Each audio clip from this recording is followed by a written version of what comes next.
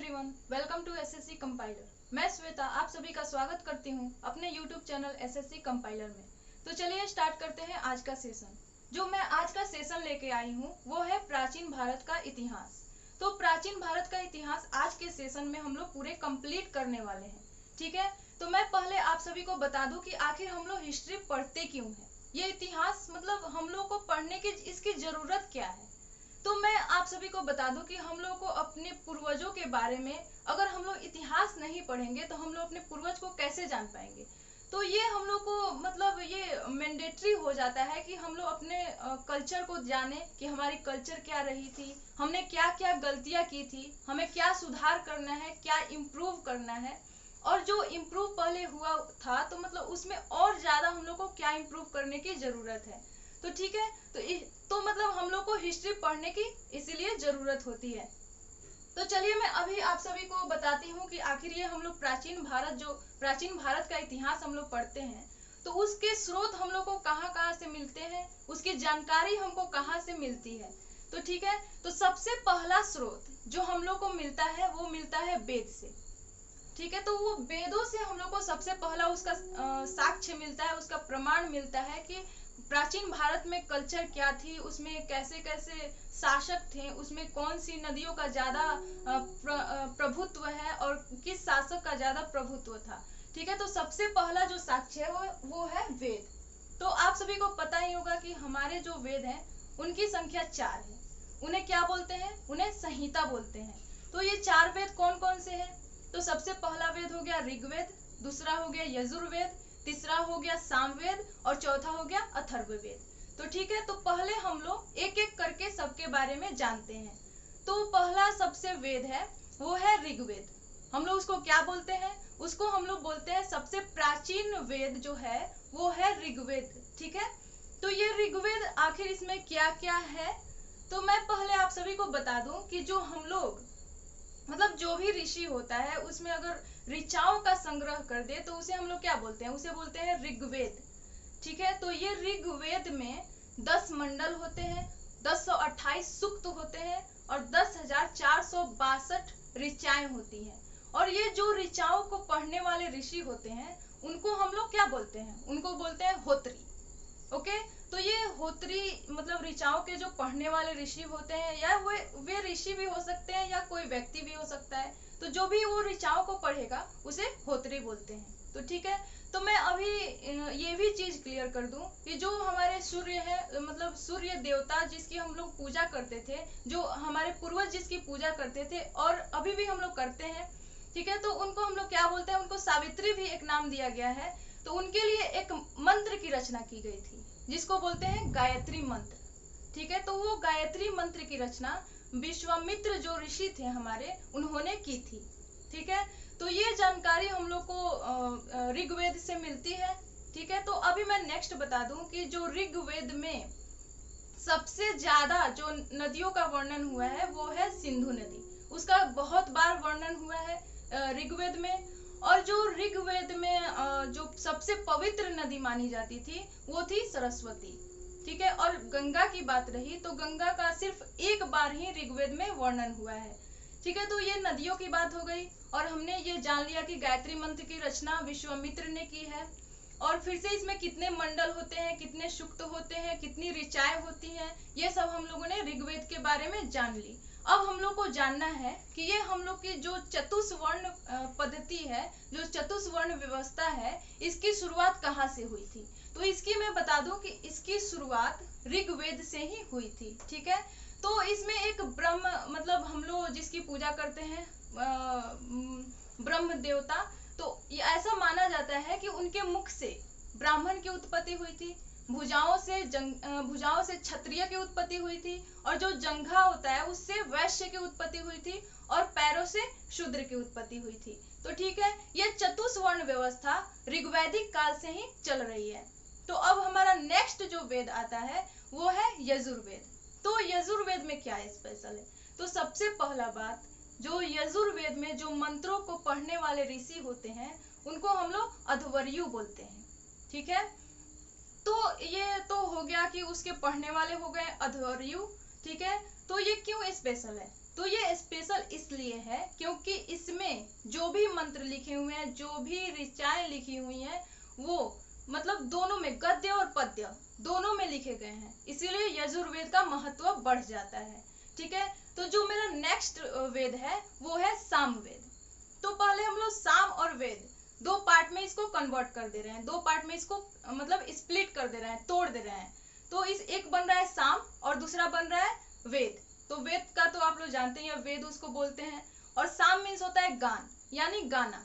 तो स्पेशली साम वेद से हमें क्या मिलता है, हमारी संस्कृति के बारे में, हमारे ऐतिहासिक जो काल में जो हमारी कल्चर रही है उसकी हम लोग को जानकारी मिलती है। और कुछ उसमें जो छंद लिखे गए हैं, जो आजकल हम लोग पढ़ते हैं, वो सबकी जानकारी उससे हमको मिलती है सामवेद से।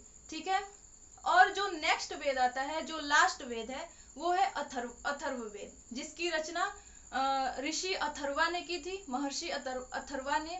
तो ये स्पेशल है क्योंकि इसमें ज्यादा बहुत सारे यज्ञ के नियम जितने भी होते हैं, जितने कर्म कांड होते हैं, सब इसमें लिखे हुए हैं। और ये सबसे आधुनिक वेद है। लेकिन इसमें जो कुछ कुछ ऐसे मंत्र हैं जो ऋग्वैदिक काल से भी पहले के माने जाते हैं, मतलब उससे भी प्राचीन माने जाते हैं।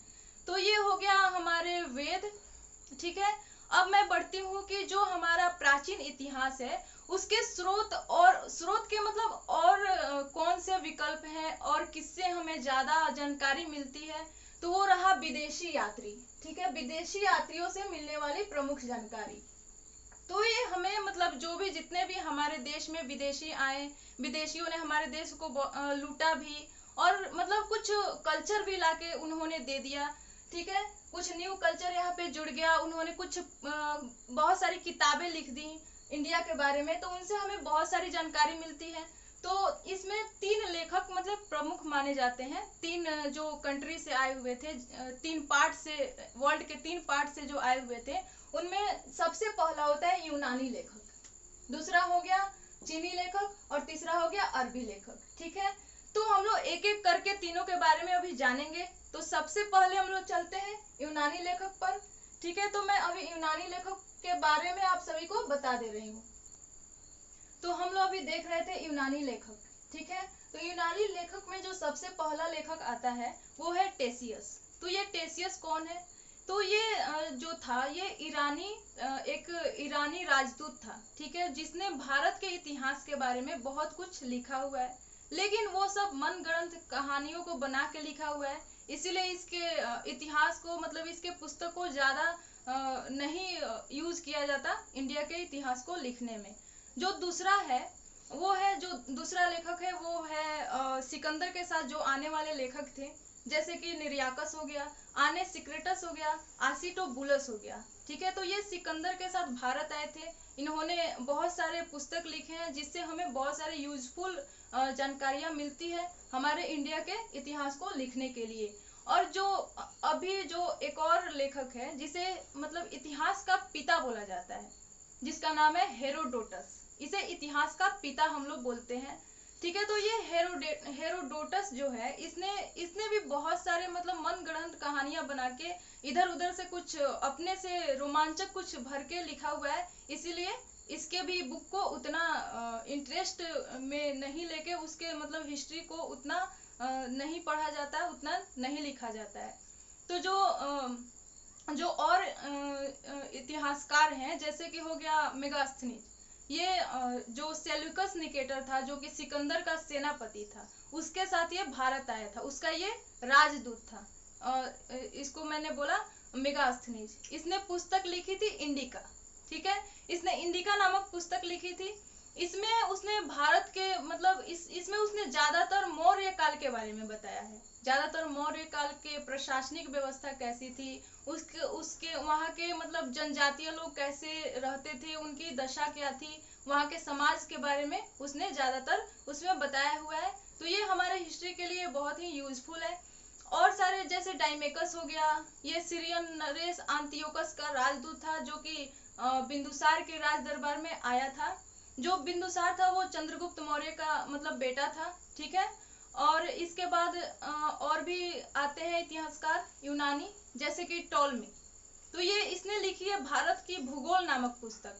तो भारत की भूगोल जिससे हमें बहुत सी जानकारियां मिलती हैं, यहाँ के भौगोलिक स्थिति के बारे में, यहाँ के पेड़ पौधे, यहाँ के मतलब यहाँ की वनस्पति किस टाइप की है, कैसे यहाँ पे वन होते हैं, वन में कैसे पेड़ पौधे यहाँ पे ज्यादातर पाए जाते हैं तो इन सभी चीजों के बारे में इसमें बताया गया है। तो जो नेक्स्ट जो यूनानी लेखक है वो है प्लिनी। तो प्लिनी ने नेचुरल हिस्ट्री नामक पुस्तक लिखी है, जिसमें उसने भारत के इतिहास के बारे में बताया हुआ है उसमें उसने ज्यादातर पेड़ पौधों ये सब के बारे में बताया हुआ है तो हम लोग अभी आगे बढ़ते हैं, जो कि है अरबी लेखक। ठीक है, तो हम लोग पहले अरबी लेखक के बारे में देखेंगे। तो चलिए अभी हम लोग जानते हैं अरबी लेखक के बारे में। तो अरबी लेखक ये कौन कौन से थे अरबी लेखक? ठीक है, तो अरबी लेखक में सबसे पहले नाम आता है अल-बरूनी की, जो कि महमूद गजनी के साथ भारत आया था। ठीक है, तो ये महमूद गजनवी के साथ भारत आया था अल-बरूनी, और इसने एक बुक लिखी है तहकीक-ए-हिंद या किताब-उल-हिंद। इसका मतलब क्या होता है हिंदी में? इसका मतलब होता है भारत की खोज। ठीक है, तो इसने जो बुक लिखी थी तहकीक-ए-हिंद या भारत की खोज, ये इतिहासकारों के लिए बहुत ही मतलब आज बहुत ही मतलब अच्छी पुस्तक सिद्ध हो रही है इंडिया के हिस्ट्री को लिखने के लिए, क्योंकि ये महमूद गजनवी के साथ आया था। तो आप सभी को पता ही होगा कि महमूद गजनवी इंडिया पर मतलब ये हमेशा आता था और लूट के ले जाता था। इसने 17 बार इंडिया पे आक्रमण किया था। मैं जब ये मध्यकाल की हिस्ट्री पढ़ाऊंगी तो मैं उसमें इसके बारे में डिस्कस करूंगी। तो चलिए अभी हम लोग नेक्स्ट चलते हैं चीनी लेखक के बारे में। तो ये चीनी लेखक कौन कौन से थे? तो सबसे पहला जो चीनी लेखक जो इंडिया में आया हुआ था वो था फाहियान। ये आया था चंद्रगुप्त द्वितीय के काल में आया था। तो ये चीन से आया था और ये 14 साल तक भारत में रहा था। ठीक है, तो ये 14 साल तक भारत में रहा और इसने मध्य प्रदेश की जो हमारी मध्य प्रदेश जो राज्य है उसके बारे में, उसकी संस्कृति के बारे में, उसके कल्चर के बारे में इसने पुस्तक लिखी, उसके बारे में इसने बताया। ये नालंदा विश्वविद्यालय में अध्ययन करने के लिए आया था। जो हमारा नेक्स्ट चीनी यात्री है वो है वेनसांग। ठीक है, तो ये वेनसांग जो था वो हर्षवर्धन के शासन के काल में आया हुआ था। ठीक है, तो हर्षवर्धन के शासन में ये आया था। इसने अपनी यात्रा 629 ईस्वी पूर्व में मतलब ईसा पूर्व में इसने प्रारंभ की चीन से भारत के लिए, और ये 630 में पहुंचा और 645 में ये वापस चला गया। तो ये 15 सालों तक इंडिया में रहा था। इसने अपनी यात्रा वृत्तांत क्या लिखी थी? इसने CU की नाम की एक अपनी यात्रा वृत्तांत लिखी थी, जिसमें उसने 138 देशों का वर्णन किया है। 138। ओके, तो आप सभी को पता ही होगा कि ये कितनी लार्ज बुक होगी, 138 देशों का जिसमें वर्णन है। तो इसे यात्रियों का राजकुमार बोला जाता है, क्योंकि इसने बहुत ज्यादा यात्रा की थी। और ये तो एक तो वेनसांग के समय में आया हुआ था, और इसके समय जो नालंदा विश्वविद्यालय के जो आचार्य थे, जो कुलपति थे, वे थे आचार्य शीलभद्र।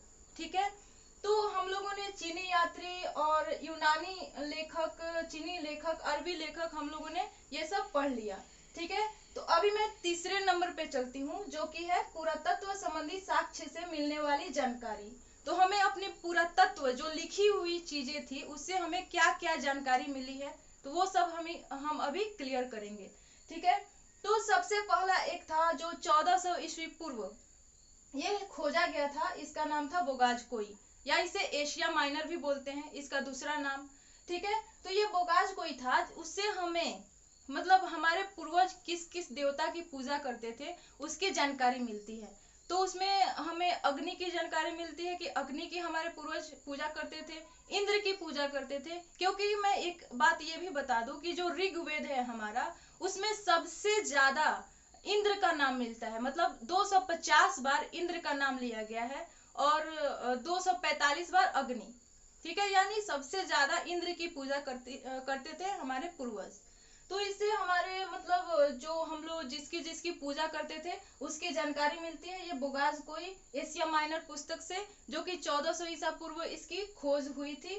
तो अब हम लोग देख लेते हैं कुछ महत्वपूर्ण अभिलेख जो कि बहुत सारे शासकों द्वारा लिखा गया था अपने शासनकाल के दौरान। ठीक है, तो यहाँ पे सबसे पहला जो अभिलेख है वो है हाथी गुम्फा अभिलेख। तो जो हाथी गुम्फा अभिलेख है, इसमें सबसे पहले हम लोग को पता चलता है कि कोई भारत वर्ष नाम का भी कोई देश था।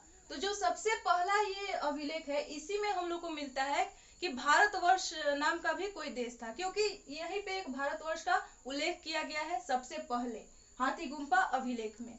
ओके, तो इसके मतलब इसके रचनाकार कौन थे, इसको लिखा किसने था या लिखवाया किसने था? तो जो शासक थे वो थे कलिंग राज खारवेल। ओके, इसके शासक थे कलिंग राज खारवेल। जो दूसरा मेरा अभिलेख है वो है जूनागढ़ या गिरनार अभिलेख। यहाँ पे जूनागढ़ या गिरनार अभिलेख, इसको किस शासक ने लिखा था? इसको लिखा था रुद्रदामन ने। तो मैं आपको बता दूं, ये जो रुद्रदामन है, ये शकों में जो शक थे, वो उसमें सबसे प्रतापी राजा ये था। ओके, ये रुद्रदामन बहुत ही फेमस राजा था और ये संस्कृत का प्रेमी था। ये जो रुद्रदामन था ये संस्कृत का प्रेमी था, इसीलिए इसने जो ये जूनागढ़ या गिरनार अभिलेख इसने जो लिखा है ये टोटली संस्कृत में है। ठीक है, तो ये संस्कृत में ये जूनागढ़ और गिरनार, जूनागढ़ जिसको गिरनार भी बोलते हैं, ये लिखा गया है। आप लोग इसको एक ट्रिक से याद कर सकते हैं, जैसे कि यहाँ पे गिरनार लिखा हुआ है, इसका मतलब आप ले सकते हैं कि जैसे गिरने से, और दामन मतलब यहाँ पे रुद्र दामन यानी जैसे दबाया गया हो, ऐसे कुछ आ रहा है। ठीक है, तो इसको आप याद कर सकते हैं ऐसे याद करने के लिए कि जैसे जूनागढ़ या गिरनार अभिलेख के शासक कौन हो गए, उसको किसने लिखा है, तो आप यहाँ से याद कर सकते हो रुद्रदामन। ठीक है, तो मेरा जो नेक्स्ट अभिलेख है वो है नासिक अभिलेख। तो नासिक अभिलेख का शासक कौन था? वो था गौतमी बलश्री। तो ये जो गौतमी शब्द आता है, ये आप सभी को पता ही होगा कि ये जो जैसे कि मतलब बहुत सारे शासक हैं, जो मातृशतात्मक जो शासन व्यवस्था थी उसमें ये गौतमी शब्द आता है। तो सिंपली ये नासिक अभिलेख जो है वो गौतमी बलश्री शासक ने लिखा हुआ था। ठीक है, तो जो मेरा नेक्स्ट अभिलेख है वो है प्रयाग स्तंभ लेख। जो प्रयाग स्तंभ लेख है उसको समुद्रगुप्त ने लिखा हुआ था। तो आप सभी को पता ही होगा कि समुद्रगुप्त को मतलब हमारे देश भारत का नेपोलियन कहा जाता है, क्योंकि इसने बहुत सारे राज्यों को मतलब भारत को एक तरह से एक कर दिया था। ठीक है, तो इसको भारत का नेपोलियन कहा जाता है समुद्रगुप्त को। और इसके जो दरबारी कवि थे वो थे हरिसेन।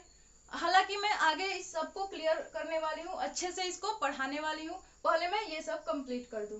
ठीक है, तो मेरा जो नेक्स्ट अभिलेख है वो है एहोल अभिलेख। तो इसकी रचना किसने की थी? इसकी रचना की थी पुलकेशिन द्वितीय ने। ठीक है, तो एहोल अभिलेख को पुलकेशिन द्वितीय ने लिखा हुआ था। और मेरा जो नेक्स्ट अभिलेख है, जो कि लास्ट अभिलेख है, ये सारे इंपॉर्टेंट अभिलेख मैंने लिए हैं ताकि आप सभी इसको याद कर लो, और ये मतलब ये एग्जाम के लिए बहुत ही इंपॉर्टेंट है। जो मेरा लास्ट अभिलेख है वो है एरन अभिलेख। इसको किस शासक ने लिखा था? इसको भानुगुप्त ने लिखा था। और ये ऐसा मतलब अभिलेख है जिसमें सती प्रथा, आप सभी तो जानते ही होंगे कि मतलब जैसे हम लोग सुनते थे कि जब किसी पत्नी के पति मतलब मर जाता है तो उसके शव के साथ, उसके लाश के साथ उस पत्नी को भी जला दिया जाता था। ऐसी थी सती प्रथा। तो ये उसमें एरन अभिलेख में ये जानकारी मिलती है। तो अभी हम लोग नेक्स्ट चलते हैं सिंधु सभ्यता की ओर। ठीक है, तो मैं सिंधु सभ्यता के बारे में अभी बताने जा रही हूँ। तो चलिए हम लोग जानते हैं अभी सिंधु सभ्यता के बारे में। तो सबसे पहले सिंधु सभ्यता की डेट क्या थी? तो ये मतलब परिपक्व अवस्था में 2500 ईसा पूर्व से 1750 ईसा पूर्व तक, मतलब ये पूरे अपने परिपक्व अवस्था में थी। मतलब इस समय तक ये पूरी विकसित हो चुकी थी। और आप सभी को पता ही होगा कि सिंधु सभ्यता जो थी वो नगरीय सभ्यता थी। और इसको क्या बोलते हैं? इसको कांस्य युगीन सभ्यता बोलते हैं। आखिर ये कांस्य युगीन सभ्यता क्यों बोलते हैं? क्योंकि इसने मतलब इस सभ्यता के लोगों ने कांसा बनाना सीख लिया था। ठीक है, तो कांसा ये बनता कैसे है? तो ये टीन को और हम लोग जब तांबा को और टीन को मिलाते हैं, यानी तांबा का 95% और टीन का 5% जब हम लोग मिक्स करते हैं तो हम लोग को क्या मिलता है? कांसा मिलता है। ओके, तो ये इन लोगों ने कांसा का आविष्कार कर लिया था, इसीलिए इस सभ्यता को क्या बोलते हैं? कांस्य युगीन सभ्यता बोलते हैं। वैसे ये नगरीय सभ्यता थी। क्योंकि यहाँ की जो प्रशासनिक व्यवस्था थी, जो नगरीय व्यवस्था थी, वो बहुत ही सुव्यवस्थित थी। ये लोग घरों को बनाने के लिए ग्रिड पद्धति, एक ग्रिड पद्धति होती है, उसका इस्तेमाल करते थे। और जो हम मतलब जो घर होते थे उनसे वो मतलब रोड के किनारे होते थे, और उनसे जो नाली निकली होती थी, यानी नालियां जो निकली होती थी, वो नहरों से जुड़े होते थे, और जो नहरें थे वो नदियों से जुड़े होते थे। तो इस प्रकार पता चलता है कि बहुत ही मतलब ये विकसित सभ्यता थी। इसकी प्रशासनिक जो व्यवस्था थी वो बहुत ही सुदृढ़ थी। ठीक है, तो अभी हम लोग बात करते हैं कि जो ये रोड बने हुए थे वो कैसे थे। तो वो थे जो पूरे मतलब जितने भी रोड थे वे 90 डिग्री के एंगल पे एक दूसरे को मतलब कट करते थे। पूरे मतलब एकदम सुव्यवस्थित ढंग से इसको बनाया गया था। और एक बात, जो सिंधु सभ्यता में जो स्नानागार मिला है, जो नहाने वाला जो घर होता है, वो मतलब अभी तक का सबसे मतलब सबसे ऊंचा जो बोला जाए वो भवन के रूप में मिला हुआ है हम लोग को। ठीक है, तो ये मैं बता दूं कि ये सिंधु सभ्यता में मतलब उसके व्यवसाय व्यवसाय क्या थी। तो उसकी व्यवसाय थी कृषि और पशुपालन। और प्रमुख फसलों की बात करें तो वो था गेहूं और जौ। ठीक है, गेहूं चावल ये सब, मतलब सबसे पहले ऐसे बोला जाए तो सिंधु सभ्यता के लोगों ने गेहूं और जौ को उगाया, लेकिन जो उनके द्वारा मतलब प्रयोग किया हुआ अनाज था वो था चावल। ठीक है, तो ये सब हम लोगों ने जान लिया कि उनकी व्यवसाय क्या थी, उनका मतलब कृषि वो क्या करते थे। पशुपालन, हाँ वो पशुपालन मतलब आप सभी को मैंने नहीं बताया कि मानव ने सबसे पहले ये कुत्ता का मतलब कुत्ता को पालतू जानवर बनाया था। और ये तांबा को उसने तांबा धातु का खोज किया था। और ये मैं बता दूं कि जो सिंधु सभ्यता के लोग थे वे तलवार से परिचित नहीं थे। उनको तलवार के बारे में कोई जानकारी नहीं थी, लेकिन वे घोड़े से परिचित थे। क्योंकि कालीबंगन में हम लोग को घोड़े का अस्थि पंजर मिला हुआ है। और कालीबंगन कहाँ है? ये राजस्थान में है, जो कि घग्गर नदी के किनारे है। ठीक है, अब मैं बता दूं सिंधु सभ्यता के बारे में कुछ और। चूंकि इसकी लिपि के बारे में आप सभी को पता ही होगा। इसकी लिपि थी भाव चित्रात्मक, यानी वो दाई से बाई ओर लिखी जाती थी। और जब मतलब एक लाइन से जो निचली लाइन में जाया जाता था, तो जो हम लोग दाई से बाई ओर लिखते हैं तो फिर ये बाई से फिर ये दाई ओर हो जाती थी। यानी सिंपली बोले तो ये दाई से बाई ओर इसकी लिपि थी, यानी भाव चित्रात्मक लिपि थी। चूंकि इसमें मतलब मातृ मृण यानी जो मूर्तियां हैं वो ज्यादा मिली हैं, तो इसीलिए इसको मातृसत्तात्मक बोला गया है सिंधु सभ्यता को। ठीक है, इसमें जो थी इसमें पर्दा प्रथा नहीं है, जो कि मतलब गांव में जैसे कि होती है पर्दा प्रथा, वो इस टाइम में नहीं थी। और फिर बोला जाए इसमें और बात की जाए कुछ जैसे कि हो गया मिट्टी से बने बर्तन मिले हैं, जो कि धूसर कलर के हैं, जिसपे ज्यादातर काले कलर के हैं, जिसमें डिजाइन बनाया गया है। ठीक है, और मैं बात करूं यहाँ पे और कुछ जिसमें यहाँ पे संस्कृति जैसे कि हो गई कुछ, इसको बोला गया कि सिंधु सभ्यता के जितने भी लोग थे वे भूमध्य सागरीय थे। ठीक है, ये एक इम्पोर्टेंट पॉइंट है। और ये कहाँ कहाँ स्थित था, पहले मैं इसको बता दूं। तो ये स्थित था सबसे पहले जो कि पूर्व में हम लोग अगर देखें तो ये पूर्व में था स्थित जम्मू कश्मीर, जो कि जम्मू कश्मीर में जो चिनाब नदी के तट पे एक मांदा जगह है, वहां पे ये मतलब उत्तर में ये चिनाब नदी के तट पर मांदा एक जगह है, वहां पे जम्मू कश्मीर में स्थित था एक प्लेस, वो अभी भी है। ठीक है, और इसकी बात करें दक्षिण में, तो दक्षिण में ये गोदावरी नदी के तट पर अहमदनगर, जो कि महाराष्ट्र में है, वहां पे स्थित था एक जो प्लेस खोजा गया है। ठीक है, और यहाँ पे मतलब अगर हम लोग पूरब में बात करें तो पूरब में मेरठ, जो कि उत्तर प्रदेश में है, वहां पे हिंडन नदी के किनारे बसा हुआ एक प्लेस है, मतलब मेरठ एक जिला है, वहां पे खोजा गया है। और यहाँ पे हम लोग पश्चिम में बात करें तो पश्चिम में जो कि बलूचिस्तान, जो पाकिस्तान में है, वहां पे ये एक प्लेस खोजा गया है, जो कि है दाइमाबाद एक करके प्लेस का नाम है, वहां पे ये सिचुएटेड है। सिंपली ये पाकिस्तान में है, बलूचिस्तान में। ठीक है, पाकिस्तान के बलूचिस्तान में स्थित है। तो ये तो हो गई उसकी अवस्थिति कि कहाँ कहाँ है। लेकिन इंडिया में जबकि हम मतलब अगर हम लोग 1947 के बाद देखें, यानी हम लोग स्वतंत्रता के बाद देखें, तो सबसे ज्यादा इसके प्लेस जो खोजे गए हैं वो गुजरात में खोजे गए हैं। तो ये गुजरात में कौन कौन से प्लेस हैं, तो हम लोग देख लें। सबसे पहले एक रंगपुर जो कि मादर नदी के किनारे है, वो गुजरात में खोजा गया है। मैंने घग्गर बताया जो कि राजस्थान में है, मतलब घग्गर नदी राजस्थान में है। वहां पे कालीबंगन एक जगह है जो कि घग्गर नदी के किनारे है, वो राजस्थान में वहां पे खोजा गया है। ठीक है। एक लोथल जगह है, लोथल, वहां पे लोथल जो कि भोगवा नदी के किनारे है, ये भी कहाँ है, ये भी गुजरात में खोजा गया है। एक है और मैं बता दूं आप सभी को, एक रोपड़ जगह है जो कि सतलज नदी के किनारे पंजाब में स्थित है। ठीक है। तो ये भी सिंधु सभ्यता के ये सब कुछ स्थल थे जो कि स्वतंत्रता के बाद ज्यादातर यहाँ पे मतलब हम लोग के गुजरात में खोजे गए हैं। एक धौलावीरा है जो कि गुजरात में ही यहाँ पे खोजा गया है, धौलावीरा जगह। ठीक है। और बहुत सारे हैं, आप लोग को मैं कुछ इसके नोट्स, मतलब जब मैं स्टैटिक जीके आप सभी को प्रोवाइड करवाऊंगी उसमें मैं ये सब विस्तार से करवा दूंगी। और जो ये हड़प्पा की खोज हुई थी जो कि रावी नदी के किनारे है, जो कि पाकिस्तान में पड़ता है, उसकी खोज हुई थी 1921 में। और इसकी खोज किसने की थी, दयाराम साहनी और माधव स्वरूप वत्स, ये दोनों ने मिलके हड़प्पा सभ्यता की खोज की थी। ठीक है। और नेक्स्ट आता है हमारा सिंधु सभ्यता जो कि सिंधु नदी के किनारे है, नहीं मतलब मोहनजोदड़ो। ठीक है। मोहनजोदड़ो जो कि मतलब इंडिया में उसको क्या बोलते हैं, मतलब प्रथम नगरीय स्थल जो खोजा गया है वो मोहनजोदड़ो है। तो उसकी खोज कब हुई थी, उसकी खोज हुई थी 1922 में। और इसकी खोज किसने की थी, रखालदास बनर्जी। ठीक है। तो ये दोनों इंपॉर्टेंट थे, तो इसका आपको सन ईस्वी प्लस में जो जिसने खोज की थी ये भी आप सभी को याद रखना है। तो ये तो हो गई सिंधु सभ्यता की बात। अब हम लोग चलते हैं वैदिक सभ्यता की ओर। ठीक है। तो हम लोग अभी वैदिक सभ्यता की बात करेंगे। तो चलिए अब हम लोग देख लेते हैं वैदिक सभ्यता के बारे में। तो वैदिक सभ्यता की अगर हम लोग बात करें तो इसको दो पार्ट में हमारे इतिहासकारों ने बांटा हुआ है। तो पहला जो था वो था ऋग्वैदिक काल। ठीक है। तो ये ऋग्वैदिक काल था जो ये 1500 से 1000 ईसा पूर्व तक इसको मतलब इसके काल को माना जाता है।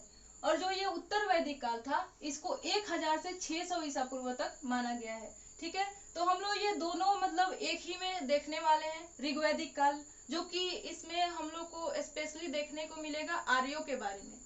तो आर्यों के बारे में बहुत से मतभेद है इतिहासकारों में कि वे कहाँ से आए थे, कहाँ के निवासी थे। ठीक है। तो यहाँ पे मतलब बताया गया है कि मैक्स मुलर के द्वारा जो बताया गया है कि वे मध्य एशिया के निवासी थे। ठीक है। जो आर्य थे वे मध्य एशिया के निवासी थे। और जो इनकी भाषा थी वो क्या थी, वो थी संस्कृत। ठीक है। तो ये इसमें मतलब जो आर्यों का समाज था वो था पितृ प्रधान समाज था आर्यों का। और यहाँ पे मतलब जो यहाँ पे सबसे समाज की जो सबसे छोटी इकाई होती थी उसे परिवार या कुल कहा जाता था, जिसका मुखिया पिता होता था। ठीक है। तो ये मिलती है हमें आर्यों के बारे में जानकारी। और इनका जो व्यवसाय था वो था पशुपालन और कृषि। ये जो लोहा होता है उसको ये श्याम अयश बोलते थे और तांबा को लोहित अयश बोलते थे। इनका जो प्रिय पशु था वो था घोड़ा। ठीक है। और जो ये प्रिय पशु को घोड़ा को प्रिय पशु बोलते थे। और इन्होंने इनके द्वारा तो मैंने ये बताया है कि ये संस्कृत का यूज करते थे। यहाँ पे आर्यों का जो समाज था उसमें जो जीवन भर अविवाहित रहने वाली जो महिलाएं थीं उनको अमाजू बोला जाता था। ठीक है। और यहाँ पे चूंकि ऋग्वैदिक काल की बात की गई है तो फिर से वही बात, इसमें जो 10वां मंडल है ऋग्वेद का उसमें चतुस्वर्ण की बात की गई है जो कि यहीं से शुरुआत हुई थी। ठीक है। तो ये जो ऋग्वैदिक काल है इसमें आर्यों के बारे में चर्चा की गई है, उनके बारे में बताया गया है। ठीक है। तो यहाँ पे कुछ मतलब एक युद्ध हुआ था जो कि दशराग्य युद्ध के नाम से जाना जाता है, जो परुषणी नदी के किनारे, जिसको वर्तमान में रावी नदी बुलाते हैं, उसके तट पर हुआ था। जो सुदास और 10 जनों के मध्य हुई थी, जिसमें सुदास विजयी हुए थे। ठीक है। और ऐसा बोला जाता है कि ये विश्वामित्र ने अपना ये शुरू किया था। इसके बाद जो कि गायत्री, मैंने आप सभी को बताया कि विश्वामित्र ने गायत्री मंत्र की रचना की है। ठीक है, तो ये सब कहानी है ये वैदिक सभ्यता की, जिसमें आर्यों के बारे में बताया गया है। ठीक है, तो मैं अभी और सब आर्यों के बारे में, जैसे कि मैंने बता दिया कि उनका व्यवसाय था कृषि और पशुपालन। वे उनका प्रिय घोड़ा, मतलब प्रिय पशु घोड़ा था। वो शिकार करना पसंद करते थे। उनका प्रिय पेय पदार्थ सोमरस था। ठीक है, और सब और सब जितने बच जाते हैं। और एक बात और मैं बता दूं कि ये जो अंदर पहनने वाले कपड़े थे उसको नीवी बोलते थे। ठीक है, और सब तो मैंने बता ही दिया है टोटली। तो अभी मैं चलती हूँ यहाँ पे महाजनपदों के उदय में, मतलब ये महाजनपद कौन कौन थे, इनकी राजधानी क्या थी। तो मैंने जो इम्पोर्टेंट जो महाजनपद थे, मतलब जो जो इम्पोर्टेंट थे, मैंने यहाँ पे उसको लिख दिए हैं। मैं उसको बता दे रही हूँ कि आखिर ये कौन कौन से थे। तो यहाँ पे मैं शुरू करती हूँ। सबसे पहला था अंग। अंग जो महाजनपद था, इसकी राजधानी थी चंपा। ठीक है, अंग महाजनपद की राजधानी कहाँ थी, चंपा थी। ठीक है, जो दूसरा मेरा महाजनपद था वो था मगध।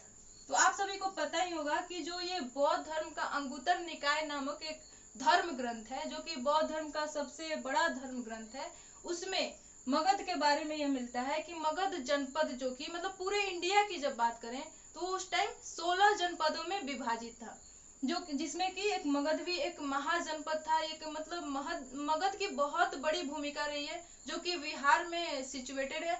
बिहार में, जिसको अभी पाटलिपुत्र बोला जाता है, यानी पटना बोला जाता है जिसको। ठीक है, तो मगध की राजधानी क्या थी, ग्रीव्रज या राजगृह। ठीक है, जो नेक्स्ट मेरा जनपद है महाजनपद, वो था काशी। तो काशी की राजधानी कहाँ है, इसका राजधानी है वाराणसी। जो मेरा नेक्स्ट महाजनपद है वो है वत्स। वत्स की जो राजधानी थी वो थी कौशाम्बी। ठीक है, और जो कौशल यहाँ पे एक महाजनपद है जिसकी राजधानी थी श्रावस्ती। अवंती के बारे में तो आप सभी को पता ही होगा, आप सबने मूवी भी देखी है, माहिष्मती साम्राज्य। वो जो उसमें जो मूवी थी, क्या बोलते हैं उसको, बाहुबली, उसमें महिष्मती साम्राज्य को दिखाया गया है। तो यहाँ पे अवंती, इसकी राजधानी थी उज्जैन या महिष्मती। ठीक है, चेदी एक महाजनपद था जिसकी राजधानी कहाँ थी, शक्तिमती। ठीक है, कुरु जहाँ पे महाभारत का युद्ध हुआ था, उसकी राजधानी कहाँ थी, इंद्रप्रस्थ। ठीक है, गांधार के बारे में तो आप सभी ने सुना ही होगा, ये तो महाभारत में बताया गया। वो गांधारी कहाँ की थी, गंधार की, जिसके भाई कौन थे, शकुनी। ठीक है, तो ये आप सभी को याद होना चाहिए कि गंधार की राजधानी कहाँ थी, तक्षशिला। ठीक है, तो ये सब आप सभी को क्लियर हो गया होगा और इसको आप लोग याद कर लीजिएगा। ठीक है, क्योंकि ये तो एक क्लास में याद होने वाली चीजें नहीं है। मैं हालांकि कोशिश कर रही हूँ कि मैं कहानी के रूप में बना के आपको सब चीजें एक क्लास में ही याद करवा दूं। ठीक है, आप सब इस वीडियो को मतलब 2-3 बार जरूर देखें, ताकि आप सभी को एक बार में ही पूरा प्राचीन इतिहास एक साथ ही कवर हो जाए।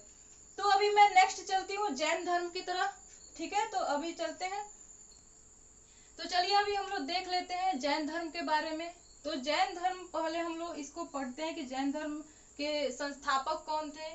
तो सबसे पहले इसको मैं बता दूं कि जैन धर्म के जो संस्थापक थे वो थे ऋषभदेव, और ये प्रथम तीर्थकर थे। और जैन धर्म के 23वें तीर्थकर की हम लोग बात करें तो वे थे पार्श्वनाथ। ठीक है, और जो वास्तविक जिनको संस्थापक बोला जाता है, और वे क्या थे, 24वें तीर्थकर थे। क्या बोला जाता, उनका नाम क्या है, उनका नाम है महावीर स्वामी, जो कि जैन धर्म के वास्तविक संस्थापक थे और 24वें और अंतिम तीर्थकर हुए। ठीक है, तो इनका जन्म कब हुआ था, इनका जन्म हुआ था 540 ईसा पूर्व, कुंडग्राम में, वैशाली एक जगह है, वहां पे इनका जन्म हुआ था। कुंडग्राम, जिसको वैशाली ही बोलते हैं अभी, वहां पे इनका जन्म हुआ था। इनके पिता का नाम था सिद्धार्थ, जो कि ज्ञात्रिक कुल के सरदार थे, और माता थी इनकी त्रिशला, जो कि त्रिशला इनकी माता थी। ठीक है, इनकी पत्नी का नाम यशोदा था, और इनकी बेटी का नाम अनुजा प्रियदर्शनी था। ठीक है, तो पहले इनके बारे में जानते हैं कि इनको ज्ञान की प्राप्ति कैसे हुई, कहाँ हुई। तो इन्होंने 12 वर्ष की कठिन तपस्या जिम्भ्रिक के जिम्भ्रिक के समीप रिजुपालिका नदी के तट पर, ठीक है, वहां पे एक साल नदी का रिजुपालिका नदी के तट पर एक साल वृक्ष था, वहां पे इनको मतलब ज्ञान की प्राप्ति हुई 12 वर्ष की कठिन तपस्या के बाद। तो ये मतलब इन्होंने यहाँ पे इनको क्यों बोला जाता है वास्तविक संस्थापक, क्योंकि इन्होंने प्रचार प्रसार बहुत ज्यादा किए। क्योंकि संस्थापक तो ऋषभ देव थे, क्योंकि उन्होंने प्रचार प्रसार नहीं किया था इसीलिए वे सिर्फ उनको संस्थापक माना जाता है, लेकिन वास्तविक संस्थापक जैन धर्म के महावीर स्वामी ही थे। ठीक है, तो अभी हम लोग चलते हैं कि ये जैन धर्म में जो त्रिरत्न थे वे क्या क्या थे। तो त्रिरत्न की हम लोग बात करें तो वे त्रिरत्न थे सम्यक दर्शन, सम्यक ज्ञान और सम्यक आचरण। और जो जैन धर्म ने अपने विचारों को जहां से ग्रहण किया था वो था सांख्य दर्शन। सांख्य दर्शन क्या है, जो जिसको पतंजलि ने, जिसके प्रवर्तक यानी जिसके लेखक जैसे बोला जाए वो थे पतंजलि। तो इन्होंने अपने जितने भी ज्ञान थे, जितने भी इनके रूल थे, रेगुलेशन थे, वे सांख्य दर्शन से इन्होंने ग्रहण किए थे। ठीक है, तो ये तो हो गई जैन धर्म की, मतलब जैन धर्म के बारे में। तो मैं आप सभी को बता दूं कि लगभग 300 ईसा पूर्व मतलब मगध में 12 वर्षों के लिए कुछ के लिए अकाल पड़ा हुआ था। ठीक है, तो जैन धर्म जो था वो दो भागों में विभाजित हो गया। एक थे स्थूलभद्र के जो शिष्य थे वे श्वेतांबर बन गए, यानी श्वेत वस्त्र धारण करने वाले, और दूसरे भद्रबाहु के शिष्य क्या थे, दिगंबर, यानी नग्न रहने वाले। ठीक है, तो चूंकि भद्रबाहु ने कर्नाटक वाले क्षेत्र में, मतलब अकाल के दौरान वो कर्नाटक वाले क्षेत्र में चला गया था, उसके बाद जब वो वापस आया जब वो पाटलिपुत्र में वापस आया, तब क्या हुआ, जब वो पाटलिपुत्र में वापस आया तो यहाँ पे साधुओं में मतभेद हो गया। तो मतभेद के बाद उन्होंने दो पार्ट में अपने ग्रुप को दो पार्ट में डिवाइड कर लिया। एक हो गए श्वेतांबर और दूसरे हो गए दिगंबर। श्वेतांबर यानी श्वेत वस्त्र धारण करने वाले जो कि स्थूल भद्र के शिष्य थे, और दिगंबर यानी नग्न रहने वाले। तो अब मैं संगीतियों के बारे में बता देती हूँ कि जैन धर्म में कौन कौन सी संगीतियां हुई थी। तो सबसे पहली जो प्रथम जो संगीति हुई थी वो हुई थी 300 ईसा पूर्व। ठीक है, 300 ईसा पूर्व एक संगीति हुई थी जो कि पाटलिपुत्र में हुई थी, और उसके अध्यक्ष कौन थे, स्थूलभद्र हुए थे, मतलब उसके अध्यक्ष थे स्थूलभद्र। ठीक है, जो द्वितीय जो हुई थी जैन धर्म की संगीति वो हुई थी 6ठी शताब्दी में, और ये यहाँ पे ये हुई थी वल्लभी में जो कि गुजरात में है। और यहाँ पे जो अध्यक्ष थे वो थे क्षमा श्रवण। ठीक है, तो अध्यक्ष उतना स्पेशल नहीं है, हालांकि कभी कभी एग्जाम में पूछ लिया जाता है। ज्यादा जरूरी है इसके जो सन ईस्वी है वो और इसका जगह, तो इसको आप लोग क्लियर कर लीजिएगा। ठीक है, तो अभी मैं चलती हूँ बौद्ध धर्म की तरफ। बौद्ध धर्म के बारे में हम लोग अभी बात करने वाले हैं। तो बौद्ध धर्म के संस्थापक कौन थे, तो बौद्ध धर्म के संस्थापक गौतम बुद्ध थे, जिन्हें एशिया का ज्योति कहा जाता है, लाइट ऑफ एशिया। ठीक है, तो बौद्ध धर्म के बारे में हम लोग को अभी जानना है कि ये क्या क्या वहाँ पे कंडीशन रही, कैसे बौद्ध धर्म की कैसे बौद्ध धर्म आया। ठीक है, तो बौद्ध धर्म के संस्थापक जो गौतम बुद्ध थे उनके बचपन का नाम था सिद्धार्थ। ठीक है, तो ये सिद्धार्थ जो थे इनको 35 वर्ष की उम्र में वो बोलते हैं कि इनको 6 वर्ष की कठिन तपस्या के बाद इनको पीपल के वृक्ष के नीचे इनको ज्ञान की प्राप्ति हुई थी। ठीक है, तो ये जब ज्ञान की प्राप्ति इनको हो गई तो इनका नाम बदल गया, इनको गौतम बुद्ध के नाम से जाना जाने लगा। तो इन्होंने जो अपने प्रथम उपदेश दिए वो इन्होंने सारनाथ में दिए, जिसको ऋषि पत्नम भी बोला जाता है। और इनका जो उपदेश था वो था पाली भाषा में। इन्होंने जो त्रिपिटक लिखे उसकी भी भाषा पाली थी। ठीक है, तो वो त्रिपिटक थे विनय पिटक, ठीक है, और स्तंभ पिटक, ठीक है, और बहुत सारे थे, मैं इसको स्टैटिक जीके में कवर करवाऊंगी। और इन्होंने इसी के साथ मैं जैन धर्म की भी चर्चा कर लेती हूँ थोड़ा सा, कि जैन धर्म में जो उपदेश दिया गया था वो था अर्धमागधी यानी प्राकृत भाषा। तो मैं अभी फिर यहाँ पे इनका जन्म जो हुआ था वो हुआ था 563 ईस्वी पूर्व लुम्बिनी यानी कपिल वस्तु में इनका जन्म हुआ था। जो इन्होंने, इनका जो त्रिरत्न था वो था बुद्ध, धम्म और संघ।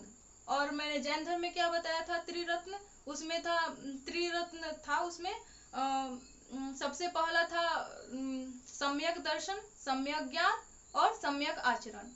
ठीक है, तो वहां पे मैंने जैन धर्म में वो महावीर स्वामी की मृत्यु कहाँ हुई थी ये मैंने नहीं बताया था। मैं अभी बता दूं उसको कि उनकी जो मृत्यु हुई थी वो पावापुरी राजगीर में हुई थी। वो हुई थी 468 ईसा पूर्व उनकी मृत्यु हुई थी। तो अभी हम लोग फिर महावीर स्वामी की बात करते हैं।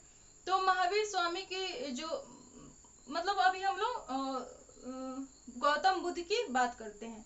तो गौतम बुद्ध की जो मृत्यु हुई थी वो हुई थी, पहले इनके जन्म की बात कर लेते हैं। जन्म इनकी हुई थी 563 ईसा पूर्व में लुम्बिनी में हुई थी, जो कि कपिल वस्तु में है। और इनकी मृत्यु 483 ईसा पूर्व हुई थी, जो कि उत्तर प्रदेश में हुई थी। एक जगह है कुशीनारा, वहां पे इनकी मृत्यु हुई थी। ठीक है, और मैं सबसे इम्पोर्टेंट बात ये बता दूं कि जो इंडिया में जो पहली मूर्ति थी जिसकी पूजा की गई वो महात्मा बुद्ध की थी। और महात्मा बुद्ध की जो मूर्ति है वो मथुरा शैली के द्वारा उसका निर्माण किया गया है। क्योंकि यहाँ पे गंधार शैली भी उस टाइम आ चुकी थी, बहुत सारी मूर्तियां बन चुकी थी, लेकिन इंडिया में पूजा की जाने वाली सबसे पहली जो मूर्ति थी वो थी बुद्ध, मतलब भगवान बुद्ध की, महात्मा बुद्ध की। तो मैंने यहाँ पे कोशिश किया है कि मैं ये पूरा, मतलब मैंने मेरे अनुसार ये पूरा कंप्लीट हो चुका है। बौद्ध धर्म, जैन धर्म, ये जितने भी हमारे वेद थे। तो मैं अभी कुछ और इसके जो संगीति हुई थी मैं उसके बारे में बता देती हूँ। और जो छूट गया है उसका आप लोग को टेंशन लेने की जरूरत नहीं है, क्योंकि मैं उसको स्टैटिक जीके में कवर करने वाली हूँ पूरा टोटली। ठीक है, तो अभी इसकी हम लोग संगीति के बारे में देख लेते हैं कि प्रथम संगीति कहाँ हुई थी। तो जो प्रथम संगीति हुई थी वो 483 ईस्वी पूर्व, जब इनकी मृत्यु हुई थी महात्मा बुद्ध की। तो ये हुई थी 483 ईस्वी पूर्व, राजगृह में मतलब हुई थी। और शासक कौन था, अजातशत्रु। और उस टाइम प्रथम अध्यक्ष, मतलब प्रथम संगीति के टाइम अध्यक्ष कौन थे, तो वो थे महाकश्यप।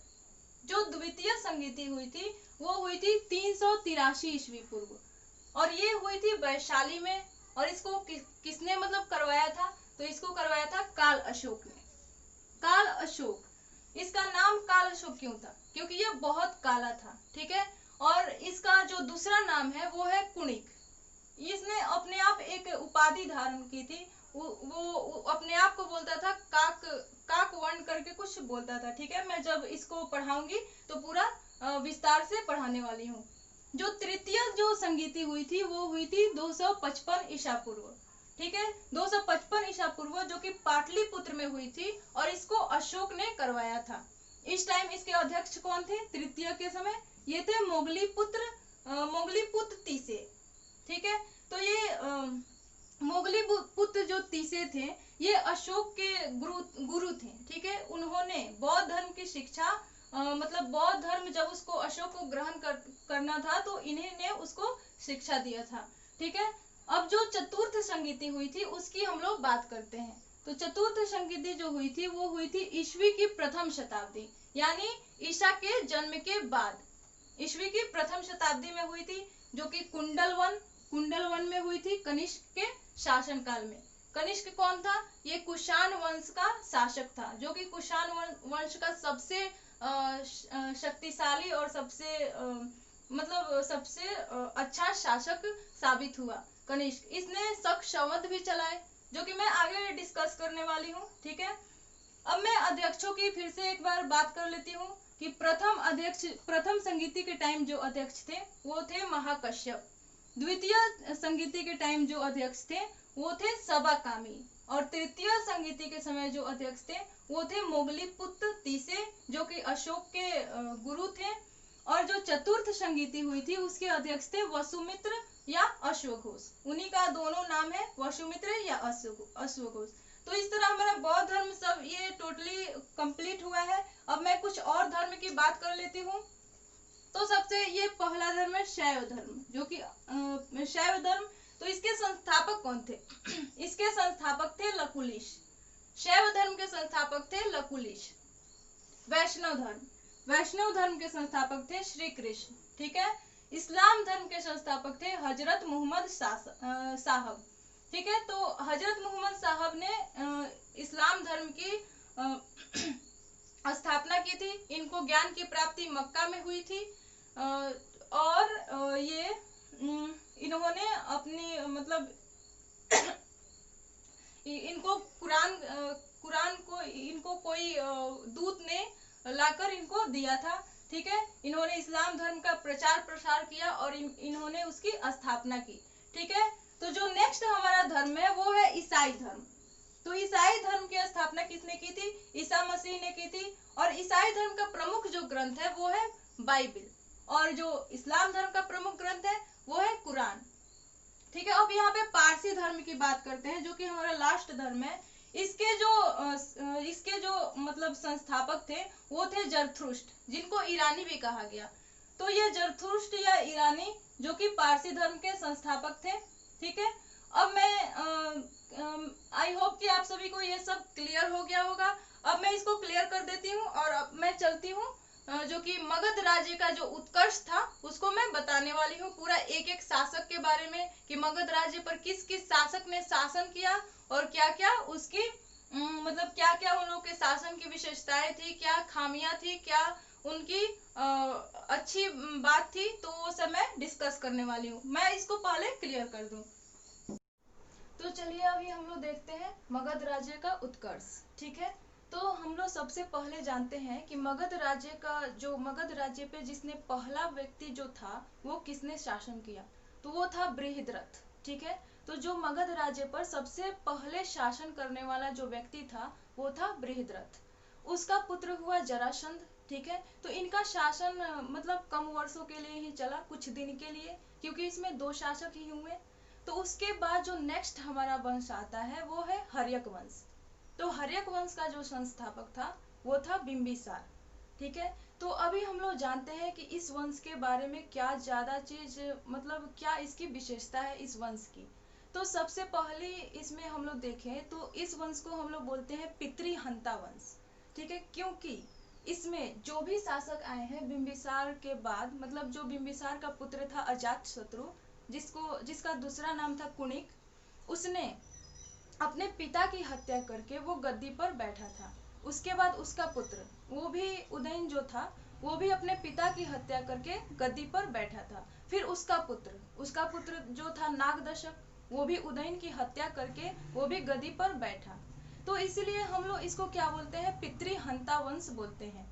तो पहले हम लोग जान लेते हैं बिंबिसार के बारे में कि बिंबिसार ने क्या क्या कार्य किए, उसने कैसे अपने साम्राज्य का विस्तार किया। तो इसकी सबसे पहली विशेषता थी कि ये पहला शासक था जिसने प्रशासनिक व्यवस्था पर बल दिया। ठीक है। तो बिंबिसार पहला शासक था जिसने प्रशासनिक व्यवस्था पर बल दिया। और इसने जो नेक्स्ट काम किए वो था साम्राज्य का विस्तार। तो इसने साम्राज्य का विस्तार कैसे किया, तो इसने अपने साम्राज्य का विस्तार वैवाहिक संबंध बना के किए। ठीक है। और इसकी एक और विशेषता है इसके शासनकाल की कि इसके मतलब राज दरबार में जो इसके राज्य वैद्य थे वो थे जीवक, जो कि मतलब बहुत ही एक महान चिकित्सक थे और अभी भी माने जाते हैं। ठीक है। तो ये महात्मा बुद्ध जब वे बीमार पड़ गए थे तो उनकी सेवा शुश्रूषा के लिए इसने जीवक को भेजा था। ठीक है। अभी हम लोग नेक्स्ट एक और शासक की बात कर लेते हैं जो थे वैशाली नरेश। उनकी जब तबीयत खराब हुई थी तो ये जो बिंबिसार थे उन्होंने जीवक को उनकी सेवा शुश्रूषा के लिए भेजा था। ठीक है। तो ये तो हुई बिंबिसार की बात। तो अब हम लोग चलते हैं उनके उत्तराधिकारी जो कि था अजातशत्रु। उसका दूसरा नाम था कुणिक। ठीक है। तो अभी हम लोग उसके बारे में बात करते हैं। तो अजातशत्रु के नाम से ही समझ में आ रहा है कि जिसका कोई शत्रु ना हो। अजातशत्रु मीन्स जिसका कोई शत्रु ना हो। तो उसके पास एक उसका सुयोग्य सेनापति था, सेनापति नहीं उसका महामंत्री था। ठीक है। उसका मंत्री जिसका नाम था वर्षकार। तो उसकी सहायता से इसने बहुत सारे युद्ध जीते। उसमें से एक वैशाली था, उसको इसने उसी की सहायता से जीता था। वर्षकार की सहायता से इसने वैशाली को जीता अजातशत्रु ने। ठीक है। तो ये इसने अपने मतलब इसने भी बहुत सारे विस्तार किए अपने साम्राज्य का। उसके बाद इसका पुत्र आया उदयन, जिसने इसकी हत्या करके शासन की बागडोर अपने हाथ में ले ली। ठीक है, तो उदयन को किस लिए जाना जाता है? उदयन को इसीलिए जाना जाता है क्योंकि उसने पाटलीग्राम की स्थापना की थी। उसने पाटलीग्राम की स्थापना की थी उदयन ने। ठीक है, जो नेक्स्ट हमारा शासक है हर्यक वंश का, जो कि अंतिम शासक है, वो है नागदशक। नागदशक जो था वो अपने पिता उदयन की हत्या करके वो गद्दी पे बैठा था। तो जो उसका अमात्य, उसका एक अमात्य जो था, वो उसका नाम था शिशुनाग। उसने नागदशक की हत्या की और उसने एक नए वंश की स्थापना की, जिसे बोलते हैं शिशुनाग वंश। तो जो शिशुनाग वंश था उसकी तो स्थापना शिशुनाग ने की। और उसकी राजधानी कहाँ थी? उसकी राजधानी थी वैशाली।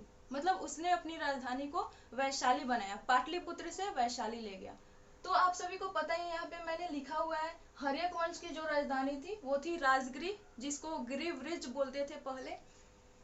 ठीक है, तो ये अभी हम लोग शिशुनाग वंश पे चर्चा कर रहे हैं। तो शिशुनाग वंश की राजधानी, मतलब शिशुनाग ने अपनी राजधानी वैशाली में रखी थी। ठीक है, उसके बाद इसका बेटा आया काल अशोक, जो कि फिर से राजधानी को चेंज करके पाटलिपुत्र लेकर आया। तो इसका नाम काल अशोक क्यों था? काल अशोक, ये एकदम मतलब दिखने में पूरा काला था और इसने काकवर्ण, मतलब कौवे की उपाधि, मतलब काकवर्ण, ऐसे ये उपाधि धारण किया था इसने। ठीक है, जो नेक्स्ट इसमें शासन आया काल अशोक के बाद, जो इसका उत्तराधिकारी था वो था नंदीवर्धन। और ये इस शासन काल का अंतिम शासक था, यानी शिशुनाग वंश का अंतिम शासक था नंदीवर्धन। ठीक है, तो यहाँ पे इसके बारे में कुछ स्पेशल नहीं है, क्योंकि ये एग्जाम के दृष्टिकोण से हम लोग देखें तो मैंने जो जो चीज इसमें लिए हैं, जो जो पॉइंट इसमें मैंने कवर किए हैं, वो पूरा एग्जाम की दृष्टि से लेकर एकदम बहुत ही वेरी वेरी इंपॉर्टेंट है। और मैं सिर्फ एग्जाम के व्यू से लेके ये सब चल रही हूँ। ठीक है, इसीलिए मैं ज्यादा कुछ नहीं बता रही हूँ, सिर्फ जो इम्पोर्टेंट है उसी को लेके चल रही हूँ। तो अभी हम लोग का नेक्स्ट जो वंश आता है वो है नंद वंश। तो आप सभी को नंदों के बारे में पता ही होगा। ऐसा माना जाता है कि वो बहुत ही धनी थे। उनकी चर्चाएं मतलब पूरे विश्व में उस टाइम थी। उनको मतलब उनके डर से सिकंदर जो था, सिकंदर की जो सेना, उसने झेलम नदी को पार करने से इनकार कर दिया था, क्योंकि उसके पास बहुत सारी सेनाएं थी, बहुत उसके पास धन संपदा पूरा मतलब था। इसीलिए नंद वंश के चलते उसने झेलम नदी को वहां से पार नहीं किया था उसके सेना ने। और जो पुरु, आपने सुना होगा पुरु के बारे में। पुरु जो था वो पंजाब का शासक था। उसका युद्ध सिकंदर से झेलम नदी के किनारे, जिसको हाइडे एस्पिज का युद्ध या झेलम नदी, झेलम या बितत्सा, क्योंकि उसका झेलम नदी का पूर्व में जो नाम था, मतलब पहले जो नाम था वो था बितत्सा। ठीक है, तो वहां पे युद्ध हुआ था जिसे हाइडे एस्पिज का युद्ध या झेलम या वितत्सा के युद्ध के नाम से जाना जाता है। तो उस टाइम पोरस के पास बहुत ही कम सेनाएं थी। नंदवंश ने उसको सेना देने से इनकार कर दिया था, उसके सहायता से इनकार कर दिया था, इसलिए पोरस वहां पे हार गया। ठीक है, तो अभी हम लोग यहाँ पे थोड़ा नंदवंश के बारे में जान लेते हैं। तो नंदवंश का जो संस्थापक था वो था महापद्मनंद। महापद्मनंद ये नंदवंश का संस्थापक था। इनकी जो राजधानी थी वो थी पाटलिपुत्र। और जिसका महापद्मनंद के तो बहुत सारे मतलब बेटे थे। इस उसमें से एक घनानंद, जो कि उसका उत्तराधिकारी हुआ, जिसने शासन की बागडोर संभाली, वो इस वंश का अंतिम शासक हुआ। क्योंकि जो कौटिल्य, चाणक्य, जिनका नाम था विष्णुगुप्त, ठीक है, उन क्योंकि इसने उनका अपमान किया था, तो उन्होंने शपथ लिया था कि वे इसको गद्दी से हटा देंगे और एक योग्य शासक को उसके स्थान पे बैठाएंगे। तो उन्होंने ऐसा ही किया और उन्होंने चंद्रगुप्त मौर्य की सहायता की। और आखिरकार इसको चंद्रगुप्त मौर्य ने इसकी हत्या करके वो गद्दी पे बैठा, मगध की गद्दी पे। ठीक है, तो अभी कुछ हम लोग सिकंदर के बारे में कुछ पॉइंट्स देख लेते हैं। तो सबसे पहली बात, सिकंदर के पिता का नाम था फिलिप। जो कि मकदूनिया का शासक था।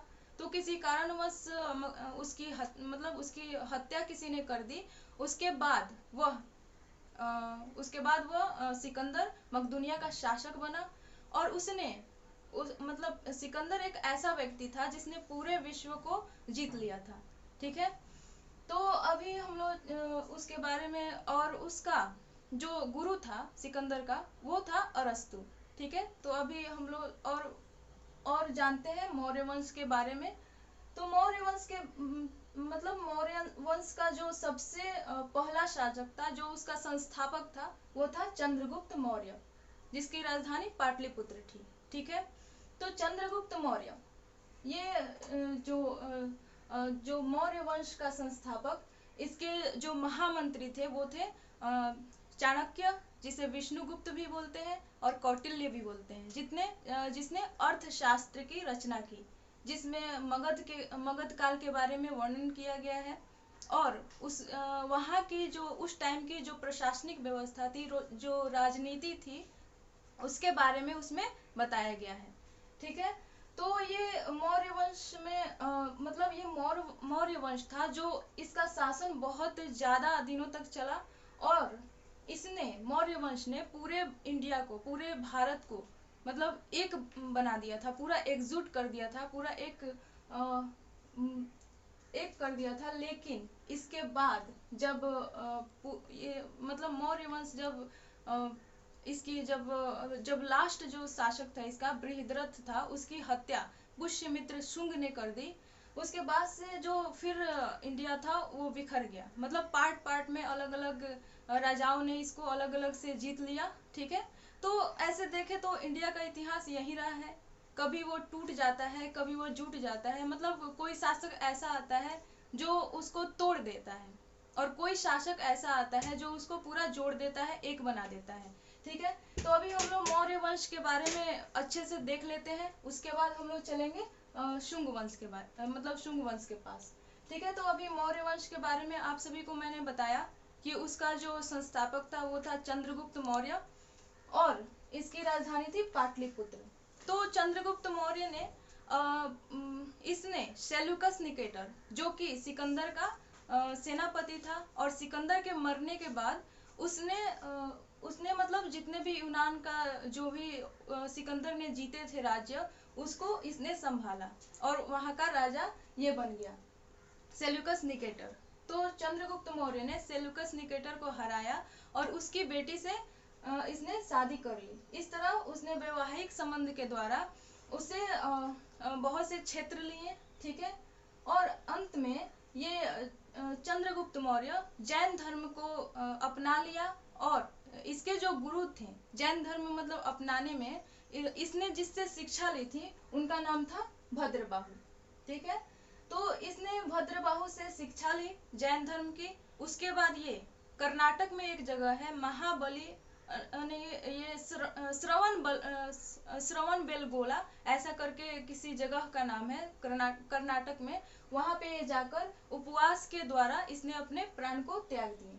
ठीक है, और इसने उसके बाद अपने शासन की बागडोर बिंदुसार को सौंप दिया, और ये चला गया। तो बिंदुसार का जो दूसरा नाम था, जो कि वेदों के अनुसार हम लोग को पता चलता है कि उसका नाम था अमित्र घात, जिसका अर्थ होता है शत्रु विनाशक।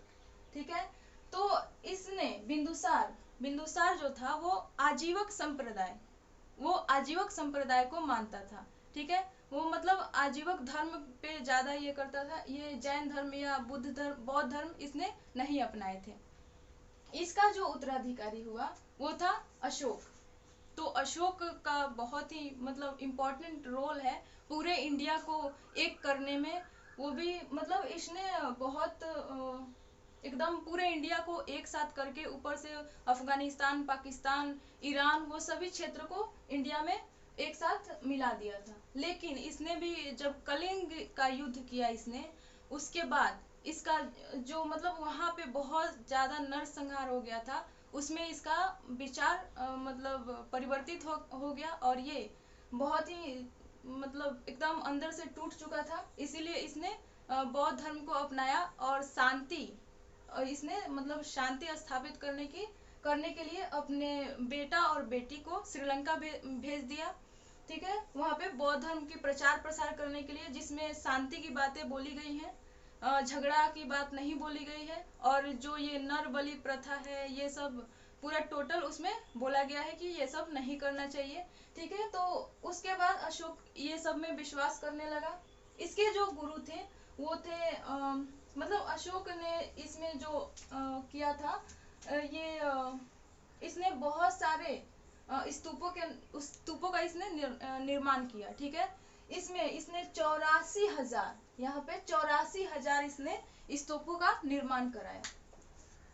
84,000 इसने स्तूपों का निर्माण कराया। ठीक है, और ये 14 शिलालेख, यहाँ पे मैंने लिखा है 14 शिलालेख। इसके शिलालेखों की संख्या जो थी वो थी 14। और जो इसने शिलालेख लिखे थे वो 4 भाषाओं में लिखे थे, जो कि 4 भाषाएं थी। खरोष्टी थी उसमें, फिर थी ब्राह्मी थी, और खरोष्टी थी, ग्रीक थी एवं अरमाइक थी। ठीक है, और खरोष्टी लिपि के बारे में अगर हम लोग चर्चा करें तो वो दाईं से बाईं की ओर लिखी जाती है। जैसे कि हम लोग सिंधु सभ्यता में देखे थे, भाव चित्रात्मक जिसकी भाषा थी वो भी दाईं से बाईं ओर लिखी जाती थी। वैसे ही यहाँ भी जो खरोष्टी लिपि है वो भी दाईं से बाईं ओर लिखी जाती है। ठीक है, तो जो अशोक ने जो शिलालेख जो अफगानिस्तान या पाकिस्तान साइड में जो चलाए, जो शिलालेख या जो उसका गुहा लेख था, जो अभिलेख था, वो उसमें खरोष्टी लिपि का यूज हुआ है। और जितने भी मतलब भारत में जो स्तंभ लेख हैं, जो कि जैसे कि आप लोग लौरिया में देख लें, जो कि चंपारण में पड़ता है, नंदनगढ़, वहाँ भी जो लिपि का यूज हुआ है वो ब्राह्मी है। भारत में जितने भी स्तंभ है उसके 7 स्तंभ जो कि भारत में है वो ब्राह्मी लिपि में लिखे हुए थे। ठीक है, तो यहाँ पे हम लोग और जानते हैं अशोक को पुराणों में जो बोला गया है वो अशोक वर्धन बोला गया है। ठीक है, और यहाँ पे मैं और बता दूं आप सभी को कि जो बराबर की पहाड़ियाँ, जो कि बराबर की पहाड़ियाँ हैं, उसमें इसने 4 गुफाओं का निर्माण कराया, जो कि आजीविकों के लिए था। मतलब आजीविकों के लिए इन्होंने 4 गुफाओं का निर्माण कराया बराबर की गुफा में। ठीक है, जो इसका पुत्र था, पुत्र नहीं मतलब इसका जो पौत्र था जिसका नाम था दशरथ, उसने आजीविकों को नागार्जुन गुफा प्रदान की। ठीक है, तो अभी हम लोग नेक्स्ट जान लेते हैं कि ये मतलब जो आजीवक जो संप्रदाय था इसके संस्थापक कौन थे। तो इसके संस्थापक थे मखली गोसाल। ठीक है, आजीवक संप्रदाय, इसके संस्थापक थे मखली गोसाल। ठीक है, तो अभी मैं यहाँ पे और कुछ बता दूं, जैसे कि यहाँ पे मैंने शिलालेख का बात किया। शिलालेख, तो इसकी खोज किसने की थी? इसकी खोज की थी पादेत्री फैनथेलर। इन्होंने इसकी शिलालेखों की पूरा खोज की थी। 84,000 इसके स्तूप मिले हैं, 14 शिलालेख हैं जिसमें से 7 भारत में हैं, और जितने भी भारत में शिलालेख हैं, स्तंभ लेख जिसमें आता है, मतलब अभिलेख उसके, जो कि अशोक के अभिलेख थे वो 3 पार्ट में डिवाइडेड थे। पहला था शिलालेख, दूसरा स्तंभ लेख, और तीसरा था गुहा लेख। तो जो स्तंभ लेख थे वो 7 भारत में थे। ठीक है, और उसपे जो लिपि थी वो थी ब्राह्मी। और मैं ये भी बता दूं कि जो 7वां अभिलेख उसका था, अभिलेख की बात हो रही है, ये स्तंभ लेख की बात नहीं हो रही है। अभिलेख, जो 7वां अभिलेख था वो सबसे लंबा था अशोक का। तो 7वां अभिलेख जिसमें कलिंग युद्ध का भी वर्णन किया गया है। ठीक है, उसके पश्चात उसने बौद्ध धर्म को अपना लिया था। और मैं और बता दूं यहाँ पे, तो यहाँ पे मैंने आप सभी को पूरा टोटल जितने भी इम्पोर्टेंट थे यहाँ पे मौर्य साम्राज्य के बारे में मैंने आप सभी को बता दिया है। तो अभी चलिए कुछ जान लेते हैं यहाँ पे जो विदेशी यात्री आए थे, जैसे कि मेगास्थनीज। ये जो सेल्यूकस निकेटर का जो राजदूत था मेगास्थनीज, जिसने इंडिका नामक पुस्तक लिखी, मैंने आप सभी को बता भी दिया है। तो ये इंडिका नामक पुस्तक जो इसने लिखी थी उसमें जितने भी मौर्य युगीन जो मतलब वहाँ पे लोगों का पेशा क्या था, वहाँ पे लोग कैसे रहते थे, वहाँ की राजनीतिक व्यवस्था कैसी थी, वहाँ का मतलब जो शासक थे वो कैसे कैसे मतलब रूल को बनाए, क्या क्या उनके उनके खान पान थे, कैसे वे जनता से भेंट करने जाते थे, ये सभी उसने बताया हुआ है। ठीक है, तो ये सब ज़्यादा इम्पोर्टेंट नहीं है, बस आप सभी को यही याद रखना है कि मेगास्थनीज ने इंडिका नामक पुस्तक लिखी है जो कि सेल्यूकस निकेटर का राजदूत था, और वो चंद्रगुप्त मौर्य के राज दरबार में रहता था। ठीक है, तो यहाँ पे अशोक जो था, इसके समय जो आया था वो था सबसे पहले बिंदुसार। इसके समय जो आया था वो था डायोनिसियस। डायोनिसियस जो कि ईरान का राजदूत था, वहां से ये बिंदुसार के टाइम में आया था। और अशोक के टाइम में जो आया था वो था डाइमेकस। ये भी दोनों यूनानी ही थे। वो अशोक के राज दरबार में आए थे, राजदूत। उन्होंने भी अपनी पुस्तक लिखी है बहुत, जिससे मतलब यहाँ की इंडिया की संस्कृति के बारे में, यहाँ के पेशा के बारे में, पहले कैसी व्यवस्था थी, ये सब पता चलता है। ठीक है, तो अभी हम लोग चलेंगे यहाँ से शुंग वंश। तो चलिए अभी हम लोग जानते हैं शुंग वंश के बारे में, जो कि एक ब्राह्मण साम्राज्य था। इसने शुंग वंश का जो संस्थापक था पुष्यमित्र शुंग, इसने मौर्य साम्राज्य का जो अंतिम शासक था बृहद्रथ, उसकी हत्या करके इसने शुंग वंश की स्थापना की। ठीक है, तो इसकी भी राजधानी पाटलिपुत्र ही थी। और इसने जो इंडो यूनानी जो शासक था मीनांडर, इसने उसको 2 बार पराजित किया।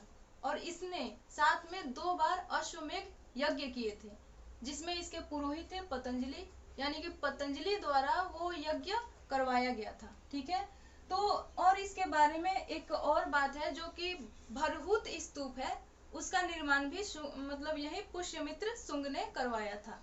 ठीक है, तो जो शुंग वंश का जो अंतिम शासक था उसका नाम है देवभूति, जिसकी हत्या कण्व वंश का जो संस्थापक था वासुदेव, उसकी देवभूति की हत्या करके उसने कण्व वंश को स्थापित किया मगध पे। ठीक है, तो जो कण्व वंश का ये सब उतने इम्पोर्टेंट नहीं है, सिर्फ जानना है कि किसने किस वंश की स्थापना की थी और इसका अंतिम शासक कौन सा है। तो कण्व वंश की स्थापना जो किया गया था जिसके द्वारा, उसका नाम है वासुदेव। इनकी भी राजधानी थी पाटलिपुत्र। और इनका जो अंतिम शासक था कण्व वंश का, वो था सुशर्मा। ठीक है, तो सुशर्मा की हत्या सिमुक के द्वारा की गई, और सिमुक ने सातवाहन वंश की स्थापना की। वो भी मगध पे ही मगध में ही उसने भी, सिमुक ने सातवाहन वंश की स्थापना की सुशर्मा की हत्या करके, जो कि कण्व वंश का अंतिम शासक था। ठीक है, तो अभी हम लोग सातवाहन वंश के बारे में जानते हैं। तो ठीक है, अभी चलिए हम लोग जानते हैं सातवाहन वंश के बारे में, जिसकी स्थापना सिमुक ने की थी। ठीक है, इसने सुशर्मा को मार के सातवाहन वंश की स्थापना की। और सातवाहन वंश की जो राजधानी थी वो थी प्रतिष्ठान, जो कि महाराष्ट्र में थी, गोदावरी नदी के किनारे। तो सातवाहनों के हम लोग इन लोग के कुछ राजाओं के नाम जान लेते हैं, जैसे कि सातकर्णी, गौतमी पुत्र, वशिष्ठी पुत्र सातकर्णी। और जितने भी बहुत सारे शासक हैं जिनके नाम इसमें जितने भी राजा हुए हैं, उनका जो नाम रखा गया है उनकी माताओं के नाम के अनुसार रखा गया है। ठीक है, तो इसमें जो शासक था एक सातकर्णी, उसने 2 बार अश्वमेध यज्ञ करवाए और 1 बार राजसूय यज्ञ करवाया। ठीक है, और इन्होंने सबसे इसमें इम्पोर्टेंट बात यह है कि इन्होंने सीसा का सिक्का चलाया। ठीक है, इन्होंने सीसा का सिक्का चलाया, और इन्होंने चांदी का भी सिक्का चलाया, और कांसा का भी सिक्का चलाया, तांबा का भी चलाया। ठीक है, तो इन्होंने बहुत सारे सिक्के चलाए, जिसमें सबसे एक विशिष्ट बात है कि इन्होंने सीसा का भी सिक्का चलाया।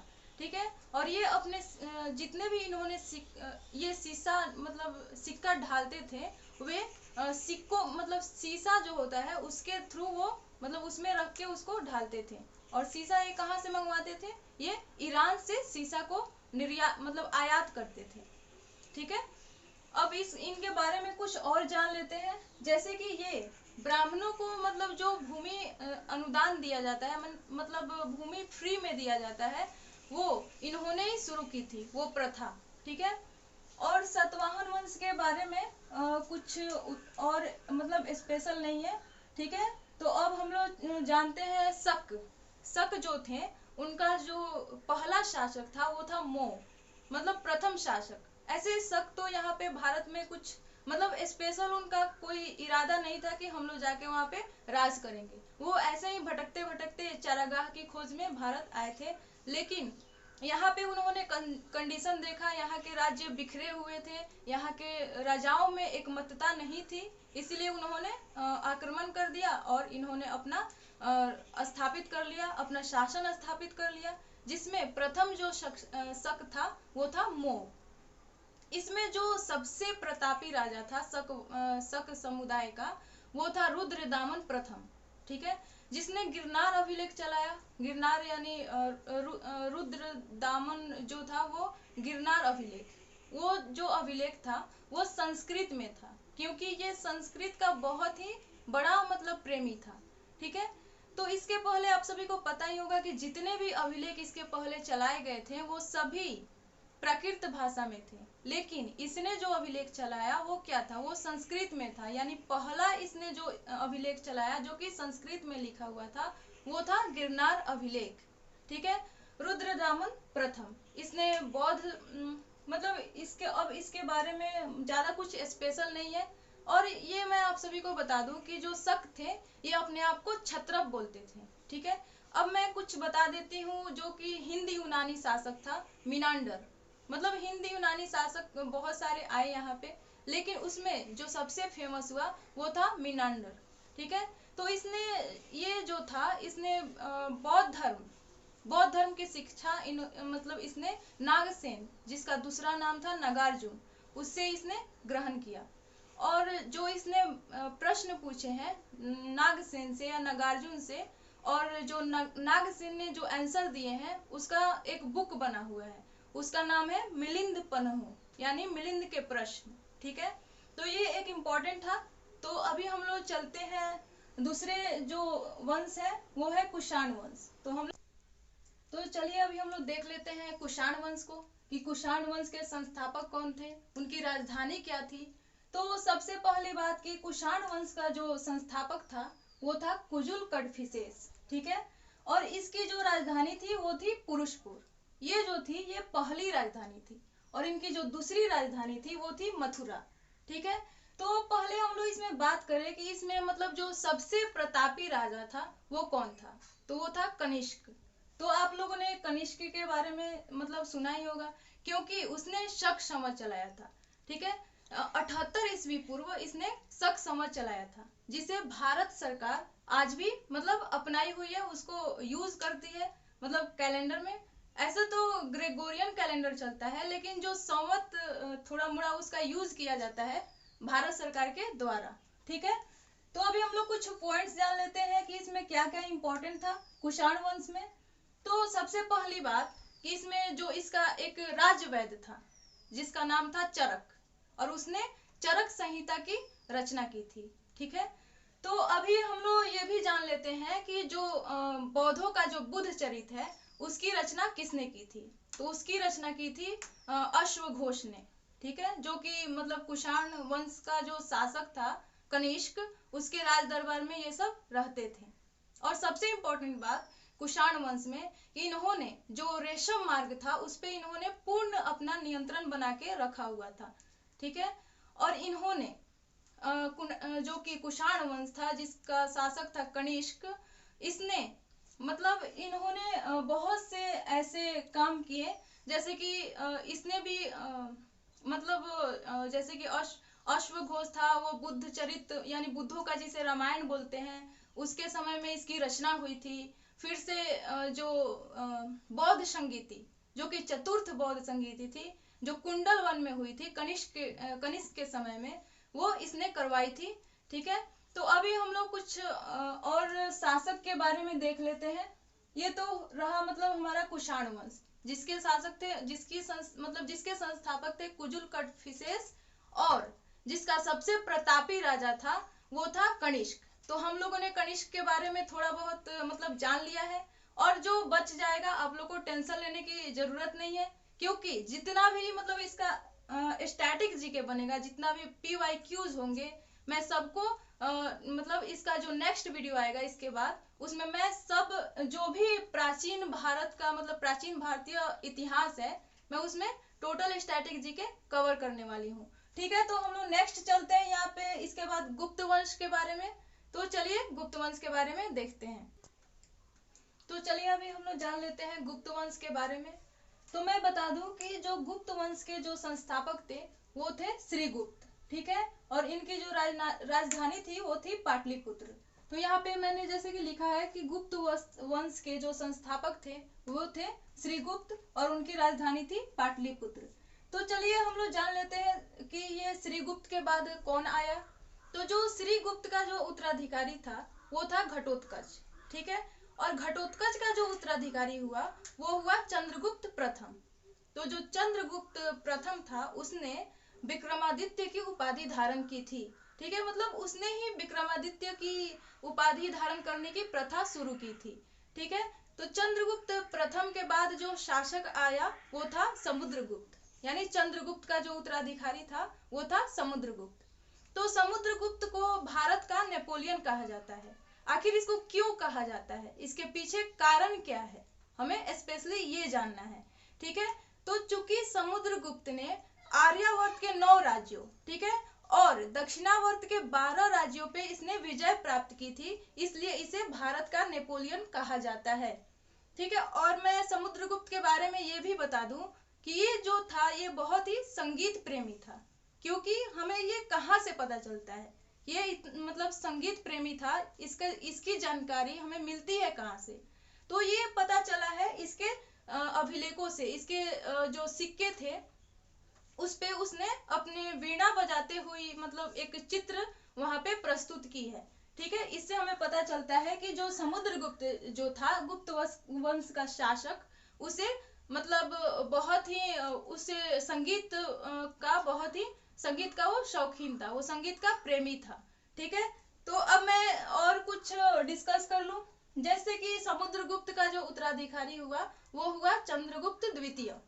तो जो चंद्रगुप्त द्वितीय था उसने विक्रमादित्य की उपाधि धारण की। शकों के विजय के दौरान शकों पे उसने विजय प्राप्त किया और उसने विक्रमादित्य की उपाधि धारण की, इसीलिए उसे चंद्रगुप्त विक्रमादित्य भी बोलते हैं, ठीक है। और इसके समय जो फाइयान है चीनी यात्री वो भारत में आया था और वो भारत में 14 साल तक रहा था। मैंने इसके बारे में आप सभी को बता दिया है, ठीक है। तो अभी हम लोग जान लेते हैं कि ये जो शक जो थे इस पे जब इसने विजय प्राप्त किया तो एक चांदी का इसने सिक्का चलाया। तो उस चांदी के सिक्के को गुप्त काल में क्या कहा गया, इसको हम लोग को जानना है। तो उसे कहा गया रुपया का। और जो सोने के सिक्के थे गुप्त वंश के यानी गुप्त काल के, उसको दिनार कहा जाता था, ठीक है। तो उस समय की जो भाषा थी, उनकी शासकीय भाषा थी गुप्त काल की, वो थी संस्कृत। गुप्त काल की शासकीय भाषा क्या थी, संस्कृत थी, ठीक है। और जो चंद्रगुप्त द्वितीय के जो राज दरबार में कालिदास, जो कि संस्कृत के बहुत बड़े ज्ञानी थे, वे रहते थे। उन्होंने अभिज्ञान शाकुंतलम की रचना की थी। जो और भी बहुत फेमस कवि उसके राज दरबार में थे, जैसे कि बोले तो एक तो मैंने बता दिया कालिदास, ठीक है। और हो गए जैसे कि आर्यभट्ट। आर्यभट्ट ने अपनी आर्यभट्टियम लिखी है, ठीक है। उसमें सूर्य के सिद्धांत को बताया गया है। उन्होंने अपने पूरा विस्तार से एक आर्यभट्टियम बुक लिखी है, उसमें उन्होंने सब डिस्कस किया है, ठीक है। उस टाइम और बोले तो उसमें मैंने ये बता ही दिया कि सोने के मुद्राओं को दिनार बोला जाता था, चांदी को रुपया का बोला जाता था, ठीक है। और जो हिंद यूनानी शासक थे उन्होंने भारत में सबसे पहले सोने के सिक्के चलाए थे, ठीक है। लेकिन गुप्त काल में जो सोने के सिक्के चलाए गए वो अत्यधिक मात्रा में चलाए गए, बहुत ज्यादा मात्रा में गुप्त काल में सोने के सिक्के चलाए गए थे, ठीक है। तो ये हमारा है मतलब गुप्त काल। इसमें मैं ये भी बता दूं कि जो नालंदा विश्वविद्यालय है उसका मतलब स्थापना कुमार गुप्त प्रथम ने किया था। और जो स्कंद गुप्त था, जो कुमार गुप्त का जो उत्तराधिकारी था, उसने जो कि मौर्यों के द्वारा एक झील बनवाई गई थी, सुदर्शन झील, जो कि गुजरात के कठियावाड़ जिला में है, उसके द्वारा जीर्णोद्धार किया गया था। जो मतलब उसको और बनाया गया था, उसको और मरम्मत करवाया गया था, जो कि चंद्रगुप्त ने बनवाया था। मौर्य वंश का संस्थापक जो था चंद्रगुप्त, उसने सुदर्शन झील को बनाया था। उसका सबसे पहले जीर्णोद्धार किया था अशोक ने, उसके बाद रुद्रदामन प्रथम ने, जो कि शक वंश का सबसे प्रतापी शासक था, उसने किया था। फिर किया था ये स्कंदगुप्त ने। ठीक है, तो मैंने ये सब आप सभी को बता दिया। और मैं ये भी बता दूं कि जो गुप्त काल का जो सबसे लास्ट मतलब सबसे अंतिम शासक था वो था विष्णुगुप्त। ठीक है, तो अभी चलिए हम लोग जानते हैं कुछ वर्धन वंश के बारे में। उसके बाद ये सब ज्यादा इम्पोर्टेंट नहीं है, मैं ऐसे ही आप सभी को शासक और उसकी राजधानी कहाँ थी ये सब बता दूंगी। और बाकी सब पूरे इसका मैं स्टैटिक जीके मतलब PYQs सब मैं लेके आने वाली हूँ नेक्स्ट संडे को, पूरे प्राचीन भारतीय इतिहास का। ठीक है, तो अभी हम लोग इसको खत्म करते हैं। सबसे पहले चलते हैं वर्धन वंश पे। तो चलिए हम लोग अभी जान लेते हैं कि वर्धन वंश में क्या क्या हुआ है, क्या क्या उसमें क्या क्या बातें हैं। तो चूंकि वर्धन वंश का संस्थापक था पुष्यभूति और इनकी राजधानी थी थानेश्वर या कन्नौज। थानेश्वर या कन्नौज इनकी राजधानी थी। तो पुष्यभूति के बाद जो शासक आया उसका नाम है प्रभाकर वर्धन। तो ये प्रभाकर वर्धन जो था इसे वर्धन वंश का मीन्स वर्धन वंश का इसे स्वतंत्र शासक यानी उसके वर्धन वंश की स्वतंत्रता का जनक माना जाता है। यानी इसका मतलब उसने इसे अच्छे से उसको अवस्थिति प्रदान की। ठीक है, तो अभी हम लोग जान लेते हैं कि ये प्रभाकर वर्धन के बारे में, उसके उसके बेटे के बारे में, उसकी बेटी के बारे में, उसकी क्या इसमें रोल रही है। ठीक है, तो सबसे पहली बात कि इसमें जो उसकी प्रभाकर वर्धन के दो बेटे और एक बेटी हुई। ठीक है, तो उन दोनों बेटों का नाम था, एक का था राज्यवर्धन और दूसरे का नाम था हर्षवर्धन, और जो पुत्री उसकी थी उसका नाम था राज्यश्री। तो राज्यश्री का विवाह ग्रहवर्मा से हुआ था। ठीक है, तो ये ग्रहवर्मा जो था इसकी हत्या देवगुप्त ने कर दी, जो कि मालवा का शासक था। तो ये देवगुप्त जब उसको देवगुप्त ने ग्रहवर्मा की हत्या कर दी और इसको बंदी बना लिया, राज्यश्री को बंदी बना लिया। इसको सुन के जो राज्यवर्धन था उसने उसको मार दिया देवगुप्त को। लेकिन जो देवगुप्त का जो मित्र था वो इससे इसके मतलब वो ऐसा उसने दिखाया कि ये राज्यवर्धन का मित्र है, लेकिन बाद में उसने धोखा किया और उसका नाम था शशांक, और उसने राज्यवर्धन की हत्या कर दी। तो राज्यवर्धन की हत्या के बाद हर्षवर्धन ने 16 वर्ष की उम्र में गद्दी संभाली। ठीक है, और उसने फिर शशांक को पराजित किया और उसने कन्नौज पे अधिकार किया। तो ये थी यहाँ तक की कहानी। उसके बाद हम लोग जानते हैं हर्षवर्धन के बारे में कि हर्षवर्धन का काल क्या था। ठीक है, तो हर्षवर्धन के काल में सबसे पहले तो हर्ष ने परम भट्टारक की उपाधि धारण की, और राज्यवर्धन नहीं प्रभाकर वर्धन ने भी परम भट्टारक की उपाधि धारण की थी। ठीक है, तो अभी हम लोग चलते हैं हर्षवर्धन की ओर और जान लेते हैं हर्षवर्धन के बारे में। तो चलिए हर्षवर्धन जो कि जिसने परम भट्टारक की उपाधि धारण की थी, उसके राज दरबार में जो कवि रहते थे वो थे बाणभट्ट। ठीक है, जिन्होंने कादम्बरी की रचना की, जिन्होंने हर्षचरित की रचना की। तो ये बाणभट्ट इसके राज दरबारी कवि थे हर्षवर्धन के। हर्षवर्धन के शासन काल में चीनी यात्री ह्वेनसांग यहाँ पे आया हुआ था। तो ये ह्वेनसांग जो था ये 15 वर्षों तक भारत में रहा था। तो आप सभी को मैंने ये बताया हुआ है। वो 629 में चीन से भारत के लिए चला, लगभग 630 में वो पहुंचा और 645 तक रहा, उसके बाद वापस चला गया। यानी टोटल 15 वर्षों तक वो भारत में रहा था। ये सब मैं आप सभी को बता चुकी हूँ। ठीक है, तो चलिए अभी नेक्स्ट जानते हैं। चूंकि हर्ष और पुलकेशिन द्वितीय के बीच एक युद्ध हुआ था जो कि नर्मदा नदी के तट पर हुआ था, जिसमें हर्षवर्धन की हार हुई थी। हर्षवर्धन पराजित हो गया था उसमें। ठीक है, तो जो वो पुलकेशिन द्वितीय था वो किस वंश का शासक था? तो वो था चालुक्य, जो बादामी थे, चालुक्य बादामी, उस वंश का वो शासक था पुलकेशिन द्वितीय। ठीक है, और मैं आपको हर्ष के बारे में बता देती हूँ।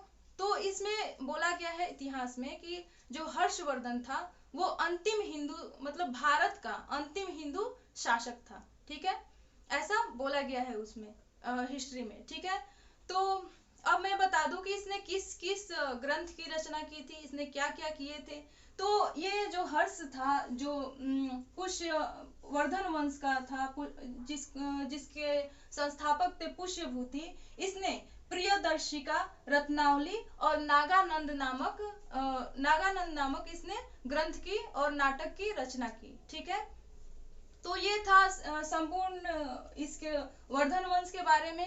अब मैं यहाँ से आप सभी को इन जितने भी ये शासक हैं, ये उतने इम्पोर्टेंट नहीं है, मैं इनके बारे में कुछ कुछ बताते चलती हूँ और बाकी सब इनका संस्थापक और इनकी राजधानी मैं बताते चलती हूँ। ठीक है, और हम लोग जो अगले संडे को जो मेरा स्टैटिक जीके वाला जो प्राचीन इतिहास से रिलेटेड होगा, उसका वीडियो आएगा जिसमें PYQs और टोटल जो भी वन लाइनर क्वेश्चंस होंगे सिर्फ प्राचीन इतिहास के, क्योंकि हम लोगों ने अभी सिर्फ प्राचीन इतिहास पढ़ा हुआ है, तो मैं वो कराने वाली हूँ। ठीक है, तो अभी चलिए इसको देख लेते हैं। तो इसमें मैंने यहाँ से मुझे शुरू करना है हुण वंश। तो हुण वंश का जो संस्थापक था वो था तोरमान। ठीक है, हुण वंश का संस्थापक था तोरमान और इसकी राजधानी क्या थी? सियालकोट। ठीक है, मैंने वर्धन वंश के बारे में बता दिया, इसके संस्थापक थे पुष्यभूति और राजधानी थी कन्नौज या थानेश्वर। ठीक है, चोल वंश, चोल वंश के जो शासक थे मतलब चोल वंश का जो संस्थापक था वो था विजयालय और इनकी राजधानी थी तंजौर। ठीक है, इससे रिलेटेड जो भी होगी मैं इसको स्टैटिक जीके में कवर करवाऊंगी। राष्ट्रकूट, पल्लव, सबसे पहले पल्लव वंश। तो पल्लव वंश के जो संस्थापक थे वो थे सिंहवर्मन चतुर्थ। ठीक है, और इनकी जो राजधानी थी वो थी कांचीपुरम।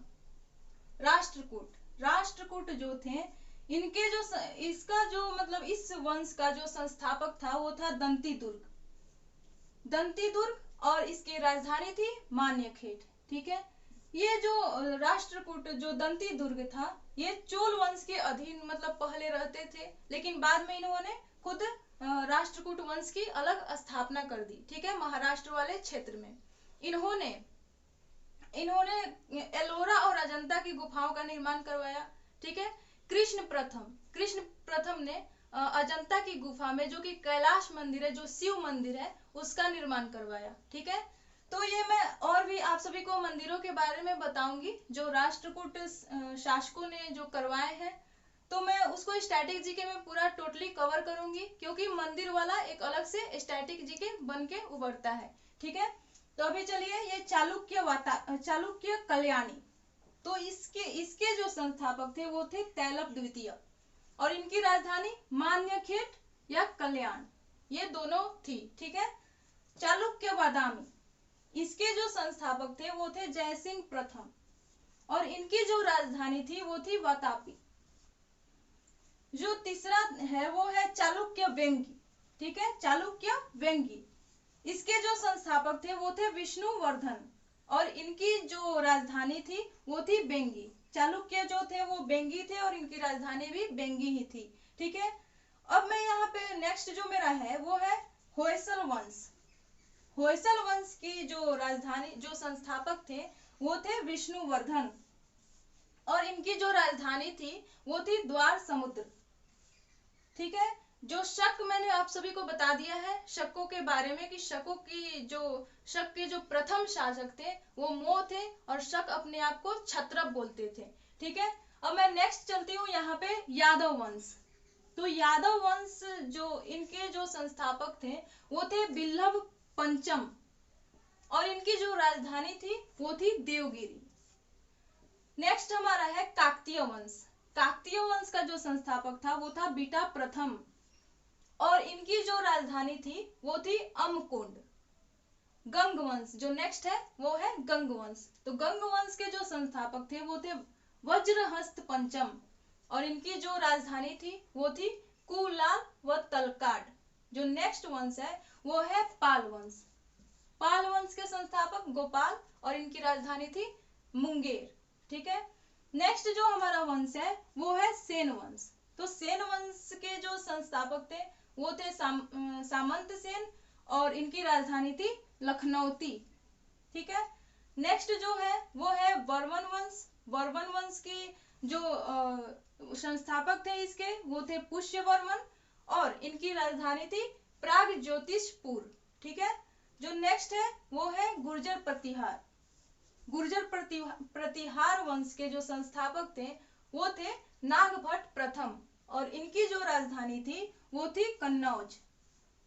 जो नेक्स्ट हमारा वंश है वो है चौहान वंश। तो चौहान वंश के जो संस्थापक थे वो थे वासुदेव, और इनकी राजधानी अजमेर थी। ठीक है। तो ये चौहान वंश का जो अंतिम शासक था वो था पृथ्वीराज चौहान तृतीय, जिसका युद्ध मोहम्मद गोरी से हुआ था। तराइन का प्रथम युद्ध 1191 में हुआ था। ठीक है। और तराइन का द्वितीय युद्ध 1192 में हुआ था, जिसमें मोहम्मद गोरी जीत गया था और पृथ्वीराज चौहान हार गए थे। और प्रथम युद्ध में पृथ्वीराज चौहान जीते थे और मोहम्मद गोरी हार गया था। ठीक है। द्वितीय युद्ध में ये नहीं हारते, लेकिन जो इनका जो चाचा था उसने मोहम्मद गोरी की सहायता की, इसीलिए ये हार गए। ठीक है।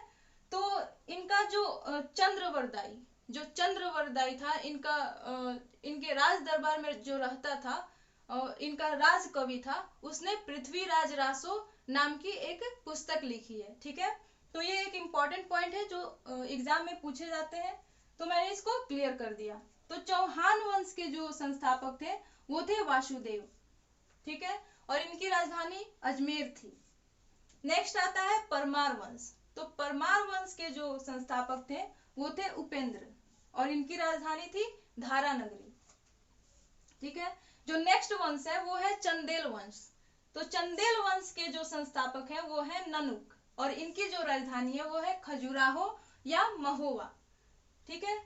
अब नेक्स्ट जो है और लास्ट है आज का, वो है सोलंकी वंश।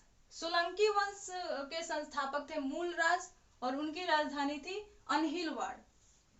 तो ये सब आप सभी को याद कर लेना है, क्योंकि ये सब इम्पोर्टेंट है, और इसका मैं पीडीएफ भी आप सभी को प्रोवाइड करवा दूंगी। उसका आपको जहां इसका पीडीएफ मिलेगा वो टेलीग्राम चैनल पे मेरे मिलेगा, उसका लिंक आप सभी को डिस्क्रिप्शन में मिल जाएगा। तो आप लोग वहां से जाकर इसका पीडीएफ डाउनलोड कर सकते हो। सिर्फ ये वाला पार्ट जो कि शासक और राजधानी उनकी और संस्थापक, ये वाला पार्ट का मैं पीडीएफ आप सभी को दे दूंगी। बाकी मैं आप सभी को स्टैटिक जीके कराने वाली हूँ प्राचीन भारत के इतिहास से। जब ये सब पूरा टोटली रूप से प्राचीन इतिहास खत्म हो जाएगा तो मैं फिर आप सभी के लिए मध्यकालीन इतिहास उसका वीडियो फिर लेके आऊंगी, जब ये खत्म हो जाएगा तो चलिए आज के वीडियो के लिए बस इतना ही। मिलते हैं नेक्स्ट वीडियो में। अगर आपको वीडियो अच्छी लगी हो तो इसको लाइक, शेयर एंड सब्सक्राइब करना ना भूलें, और अगर वीडियो का नोटिफिकेशन सबसे जल्दी पाना चाहते हो तो बेल आइकन को दबाना ना भूलें। तो चलिए मिलते हैं नेक्स्ट वीडियो में, तब तक के लिए बाय बाय, टेक केयर।